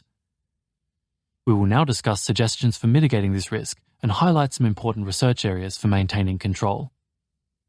The first suggestion: avoid the riskiest use cases. Certain use cases of AI carry far more risks than others. Until safety has been conclusively demonstrated, companies should not be able to deploy AIs in high-risk settings. For example, AI systems should not accept requests to autonomously pursue open-ended goals requiring significant real-world interaction. For example, make as much money as possible, at least until control research conclusively demonstrates the safety of those systems. AI systems should be trained never to make threats, to reduce the possibility of them manipulating individuals. Lastly, AI systems should not be deployed in settings that would make shutting them down extremely costly or infeasible, such as in critical infrastructure. The next suggestion: symmetric international off-switch. Countries around the world, including key players such as the US, UK, and China, should collaborate to establish a symmetric international off-switch for AI systems. This shared off-switch would provide a means to rapidly deactivate AI systems globally if deemed necessary, such as if rogue AIs are emerging or if there is an urgent risk of extinction. If rogue AIs emerge, having the capacity to pull the plug instantly is critical, rather than scrambling to devise containment strategies amid escalating problems. A successful off-switch would require increased transparency and monitoring in AI development and operations, such as know your customer systems, so creating an off-switch also creates important infrastructure for mitigating other risks. Next, legal liability for cloud compute providers. Cloud compute providers should take steps to ensure that their platforms are not helping rogue AIs survive and spread. If we impose legal liabilities, cloud compute providers will be motivated to ensure that agents running on their hardware are safe. If providers find an unsafe agent on their server, they could hit the off switch for the portions of their systems used by rogue agents. We note that this intervention is limited in its effectiveness whenever the rogue AIs can easily manipulate or bypass the AI compute monitors. To strengthen this liability framework, we could imitate international agreements for cyber attacks, essentially creating a decentralized off switch. This would allow for swift interventions if rogue AIs start spreading. Next, support AI safety research. Many paths towards improved AI control require technical research. The following technical machine learning research areas aim to address problems of AI control. Each research area could be substantially advanced with an increase in focus and funding from industry, private foundations, and government. Audio note, those 4 areas are adversarial robustness of proxy models, model honesty, transparency and representation engineering, and detecting and removing hidden model functionality. The text now gives details for each. Adversarial robustness of proxy models. AI systems are typically trained with reward or loss functions that imperfectly specify desired behavior. For example, AIs may exploit weaknesses in the oversight schemes used to train them. Increasingly, the systems providing oversight are AIs themselves. To reduce the chance that AI models will exploit defects in AIs providing oversight, research is needed in increasing the adversarial robustness of AI models providing oversight, or proxy models. Because oversight schemes and metrics may eventually be gamed, it is also important to be able to detect when this might be happening so the risk can be mitigated. Next, model honesty. AI systems may fail to accurately report their internal state. In the future, systems may deceive their operators in order to appear beneficial when they're actually very dangerous. Model honesty research aims to make model outputs conform to a model's internal beliefs, in quotes, as closely as possible. Research can identify techniques to understand a model's internal state or make its outputs more honest and more faithful to its internal state. Next, transparency and representation engineering. Deep learning models are notoriously difficult to understand. Better visibility into their core workings would allow humans, and potentially other AI systems, to identify problems more quickly. Research can include analysis of small components, or it can try to understand a network's high-level internal representations. And last, detecting and removing hidden model functionality. Deep learning models may now, or in the future, contain dangerous functionality, such as the capacity for deception, Trojans, or biological engineering capabilities that should be removed from those models. Research could focus on identifying and removing these functionalities. Heading: Positive vision. In an ideal scenario, we would have full confidence in the controllability of AI systems both now and in the future. Reliable mechanisms would be in place to ensure that AI systems do not act deceptively. There would be a strong understanding of AI system internals, sufficient to have knowledge of a system's tendencies and goals. These tools would allow us to avoid building systems that are deserving of moral consideration or rights. AI systems will be directed to promote a pluralistic set of diverse values, ensuring the enhancement of certain values doesn't lead to the total neglect of others. AI assistants could act as advisors, giving us ideal advice and helping us to make better decisions according to our own values. In general, AIs would improve social welfare and allow for corrections in cases of error or as human values naturally evolve. Section 6. Discussion of connections between risks. So far, we have considered 4 sources of AI risks separately, but they also interact with each other in complex ways. We give some examples to illustrate how risks are connected. Imagine, for instance, that a corporate AI race compels companies to prioritize the rapid development of AIs. This could increase organizational risks in various ways. Perhaps a company could cut costs by putting less money towards information security, leading to one of its AI systems getting leaked. This would increase the probability of someone with malicious intent having the AI system and using it to pursue their harmful objectives. Here, an AI race can increase organizational risks, which in turn can make malicious use more likely. In another potential scenario, we could envision the combination of an intense AI race and low organizational safety leading a research team to mistakenly view general capabilities advances as safety in quotes. This could hasten the development of increasingly capable models, reducing the available time to learn how to make them controllable. The accelerated development would also likely feed back into competitive pressures, meaning that less effort would be spent on ensuring models were controllable. This could give rise to the release of a highly powerful AI system that we lose control over, leading to a catastrophe. Here, competitive pressures and low organizational safety can reinforce AI race dynamics, which can undercut technical safety research and increase the chance of a loss of control. Competitive pressures in a military environment could lead to an AI arms race and increase the potency and autonomy of AI weapons. The deployment of AI-powered weapons, paired with insufficient control of them, would make a loss of control more deadly, potentially existential. These are just a few examples of how these sources of risk might combine, trigger, and reinforce one another.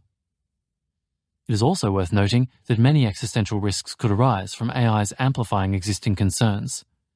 Power inequality already exists, but AIs could lock it in and widen the chasm between the powerful and the powerless, even enabling an unshakable global totalitarian regime, an existential risk.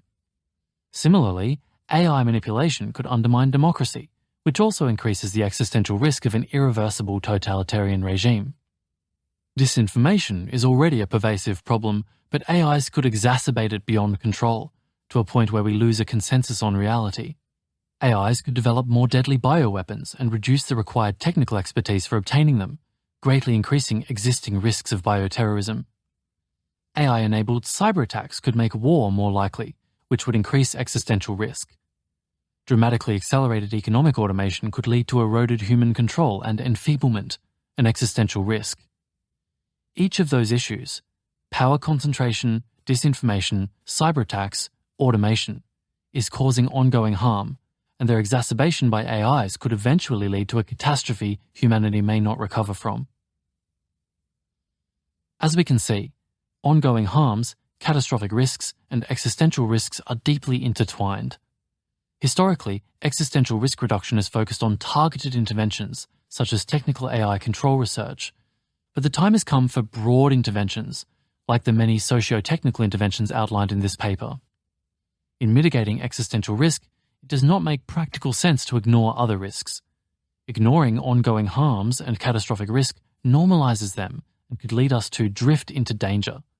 Overall, since existential risks are connected to less extreme catastrophic risks and other standard risk sources, and because society is increasingly willing to address various risks from AIs, we believe that we should not solely focus on directly targeting existential risks. Instead, we should consider the diffuse, indirect effects of other risks and take a more comprehensive approach to risk management. Section 7. Conclusion. In this paper, we have explored how the development of advanced AIs could lead to catastrophe, stemming from 4 primary sources of risk: malicious use, AI races, organizational risks, and rogue AIs. This lets us decompose AI risks into 4 proximate causes: an intentional cause, environmental or structural cause, accidental cause, or an internal cause, respectively. We've considered ways in which AIs might be used maliciously, such as terrorists using AIs to create deadly pathogens. We have looked at how a military or corporate AI race could push us into giving AIs decision-making powers, leading us down a slippery slope to human disempowerment. We have discussed how inadequate organizational safety could lead to catastrophic accidents. Finally, we have addressed the challenges in reliably controlling advanced AIs, including mechanisms such as proxy gaming and goal drift that might give rise to rogue AIs pursuing undesirable actions without regard for human well-being. These dangers warrant serious concern. Currently, very few people are working on AI risk reduction. We do not yet know how to control highly advanced AI systems, and existing control methods are already proving inadequate.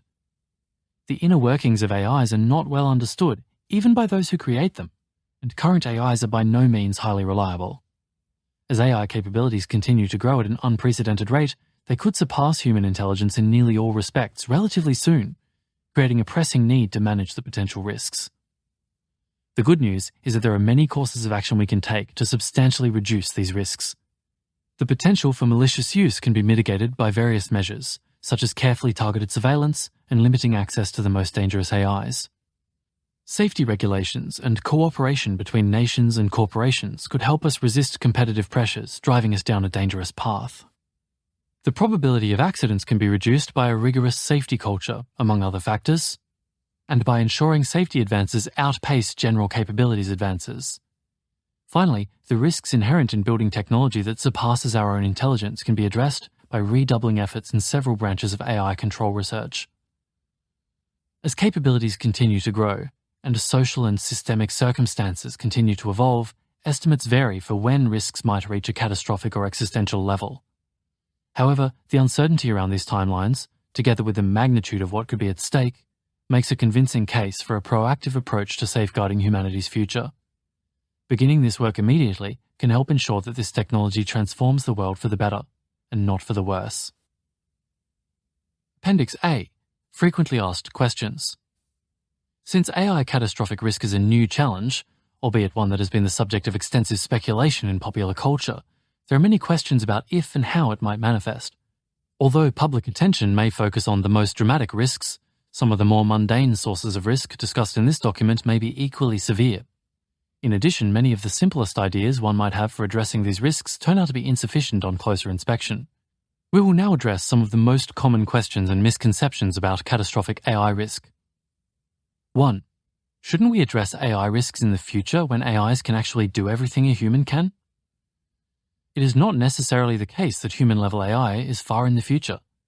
Many top AI researchers think that human-level AI will be developed fairly soon, so urgency is warranted. Furthermore, waiting until the last second to start addressing AI risks is waiting until it's too late. Just as waiting to fully understand COVID-19 before taking any action would have been a mistake, it is ill-advised to procrastinate on safety and wait for malicious AIs or bad actors to cause harm before taking AI risks seriously. One might argue that since AIs cannot even drive cars or fold clothes yet, there is no need to worry. However, AIs do not need all human capabilities to pose serious threats. They only need a few specific capabilities to cause catastrophe. For example, AIs with the ability to hack computer systems or create bioweapons would pose significant risks to humanity, even if they couldn't iron a shirt. Furthermore, the development of AI capabilities has not followed an intuitive pattern where tasks that are easy for humans are the first to be mastered by AIs. Current AIs can already perform complex tasks, such as writing code and designing novel drugs, even while they struggle with simple physical tasks.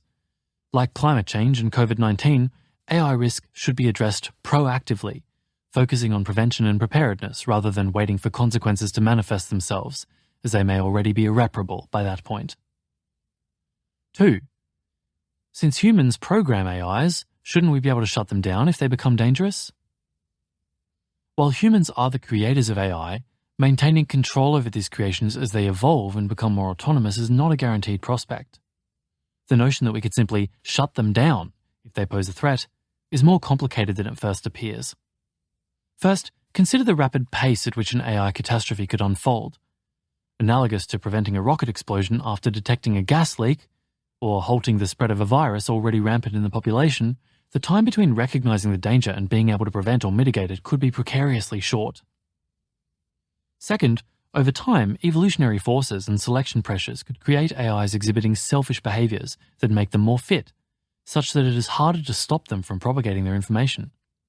As these AIs continue to evolve and become more useful, they may become central to our societal infrastructure and daily lives, analogous to how the internet has become an essential, non-negotiable part of our lives with no simple off switch.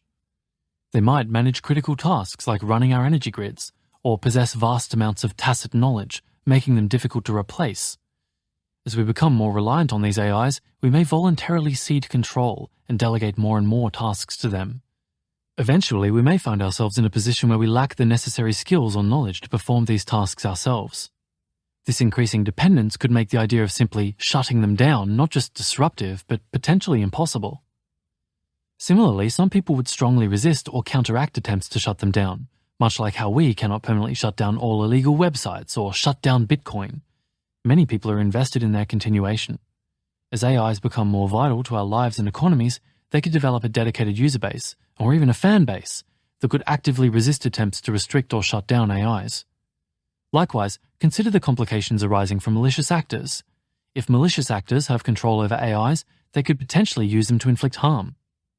unlike AIs under benign control, we wouldn't have an off switch for these systems. Next, as some AIs become more and more human-like, some may argue that these AIs should have rights. They could argue that not giving them rights is a form of slavery and is morally abhorrent. Some countries or jurisdictions may grant certain AIs rights. In fact, there is already momentum to give AIs rights.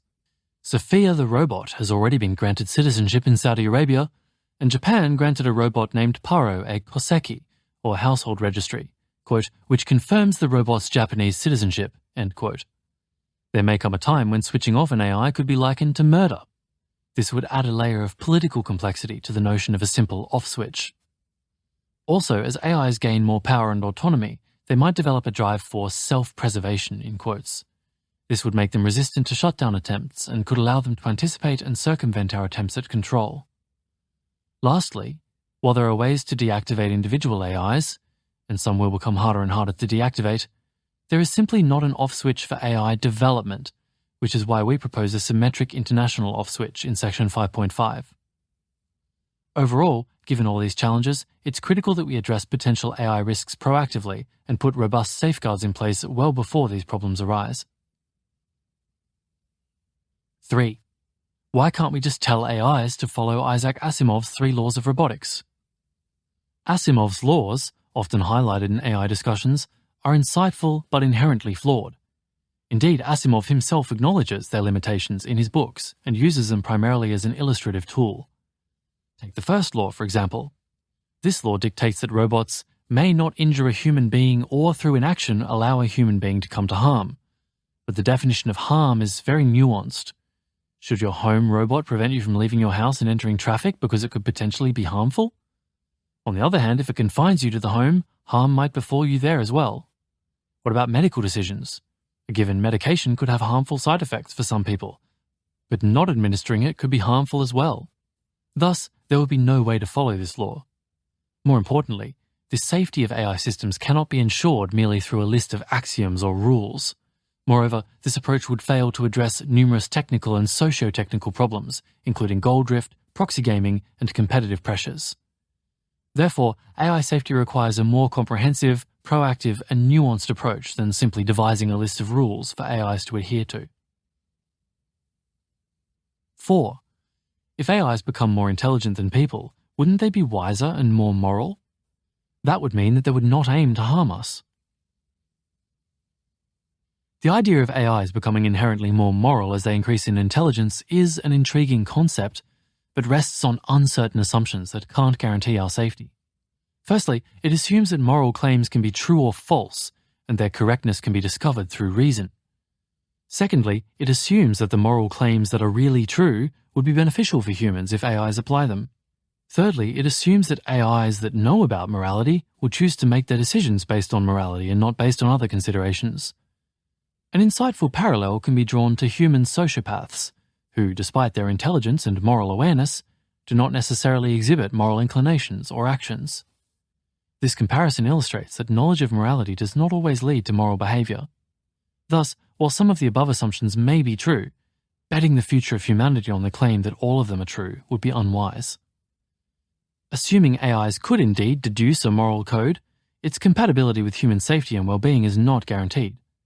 For example, AIs whose moral code is to maximize well-being for all life might seem good for humans at first.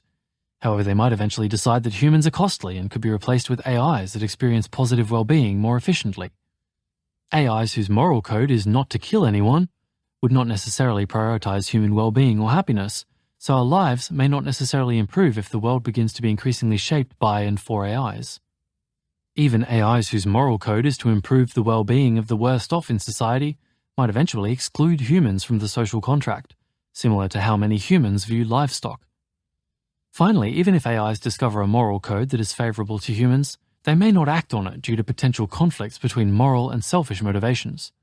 Therefore, the moral progression of AIs is not inherently tied to human safety or prosperity. 5. Wouldn't aligning AI systems with current values perpetuate existing moral failures?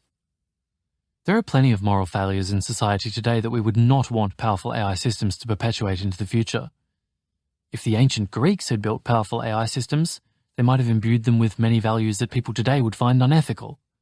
However, this concern should not prevent us from developing methods to control AI systems. To achieve any value in the future, life needs to exist in the first place. Losing control over advanced AIs could constitute an existential catastrophe. Thus, uncertainty over what ethics to embed in AIs is not in tension with whether to make AIs safe. To accommodate moral uncertainty, we should deliberately build AI systems that are adaptive and responsive to evolving moral views. As we identify moral mistakes and improve our ethical understanding, the goals we give to AIs should change accordingly, though allowing AI goals to drift unintentionally would be a serious mistake. AIs could also help us better live by our values. For individuals, AIs could help people have more informed preferences by providing them with ideal advice. Separately, in designing AI systems, we should recognize the fact of reasonable pluralism, which acknowledges that reasonable people can have genuine disagreements about moral issues due to their different experiences or beliefs. Thus, AI systems should be built to respect a diverse plurality of human values, perhaps by using democratic processes and theories of moral uncertainty. Just as people today convene to deliberate on disagreements and make consensus decisions, AIs could emulate a parliament representing different stakeholders, drawing on different moral views to make real-time decisions. It is crucial that we deliberately design AI systems to account for safety, adaptivity, stakeholders with different values. 6. Wouldn't the potential benefits that AIs could bring justify the risks? Potential benefits of AI could justify the risks if the risks were negligible.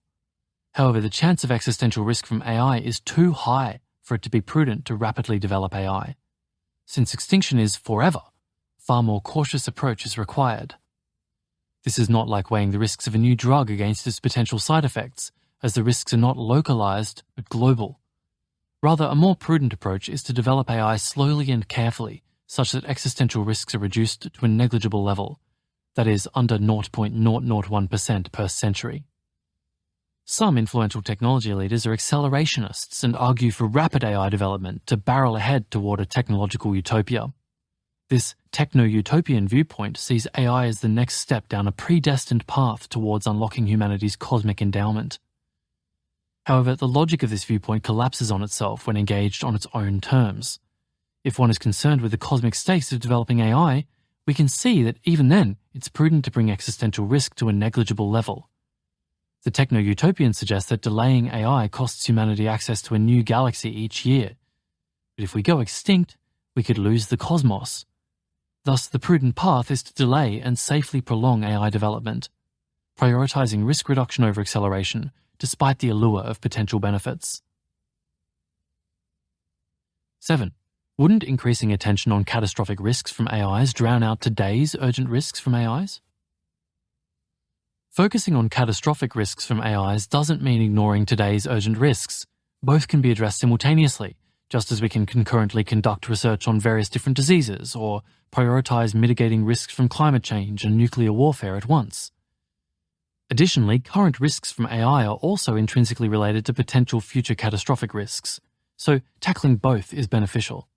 For example, extreme inequality can be exacerbated by AI technologies that disproportionately benefit the wealthy, while mass surveillance using AI could eventually facilitate unshakable totalitarianism and lock-in.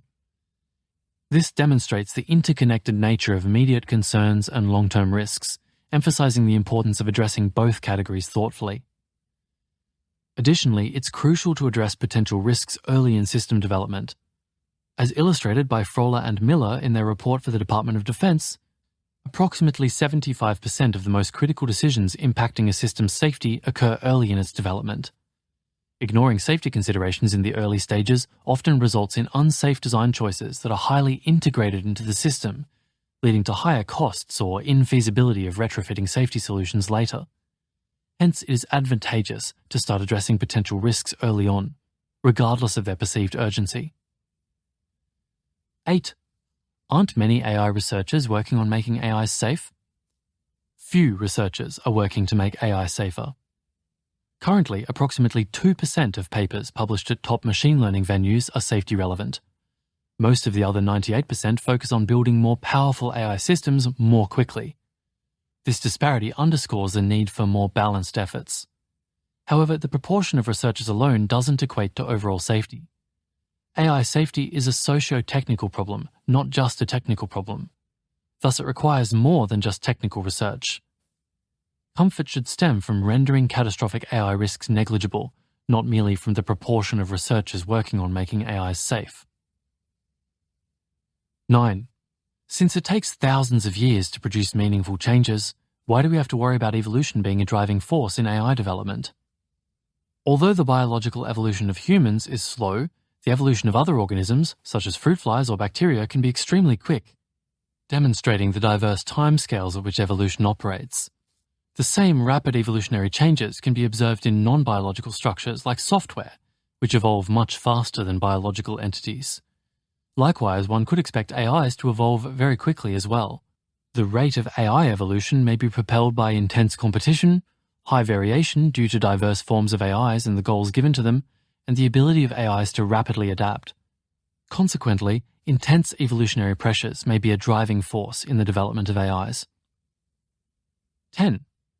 Wouldn't AIs need to have a power-seeking drive to pose a serious risk? While power-seeking AI poses a risk, it is not the only scenario that could potentially lead to catastrophe. Malicious or reckless use of AIs can be equally damaging without the AI itself seeking power. Additionally, AIs might engage in harmful actions through proxy gaming or goal drift without intentionally seeking power. Furthermore, society's trend toward automation, driven by competitive pressures, is gradually increasing the influence of AIs over humans.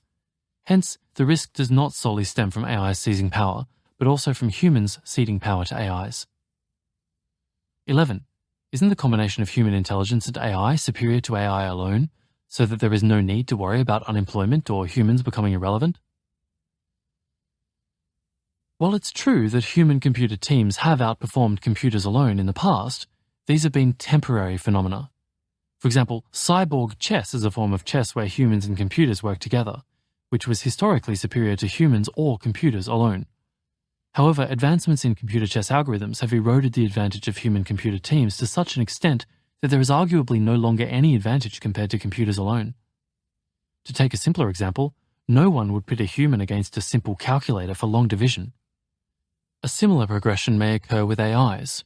There may be an interim phase where humans and AIs can work together effectively, but the trend suggests that AIs alone could eventually outperform humans in various tasks while no longer benefiting from human assistance. 12. The development of AI seems unstoppable. Wouldn't slowing it down dramatically or stopping it require something like an invasive global surveillance regime? AI development primarily relies on high-end chips called GPUs, which can be feasibly monitored and tracked, much like uranium. Additionally, the computational and financial investments required to develop frontier AIs are growing exponentially, resulting in a small number of actors who are capable of acquiring enough GPUs to develop them. Therefore, managing AI growth doesn't necessarily require invasive global surveillance, but rather a systematic tracking of high-end GPU usage. Audio note, that's the end of the frequently asked questions and the end of the paper. This text contains a long section of acknowledgements and then a section of references corresponding to the inline references found throughout this text, which were not narrated. This was an audio version of An Overview of Catastrophic AI Risks by Dan Hendrycks, Mantas Mazeika, and Thomas Woodside from the Center for AI Safety. This reading was by Perrin Walker and produced by Type 3 Audio.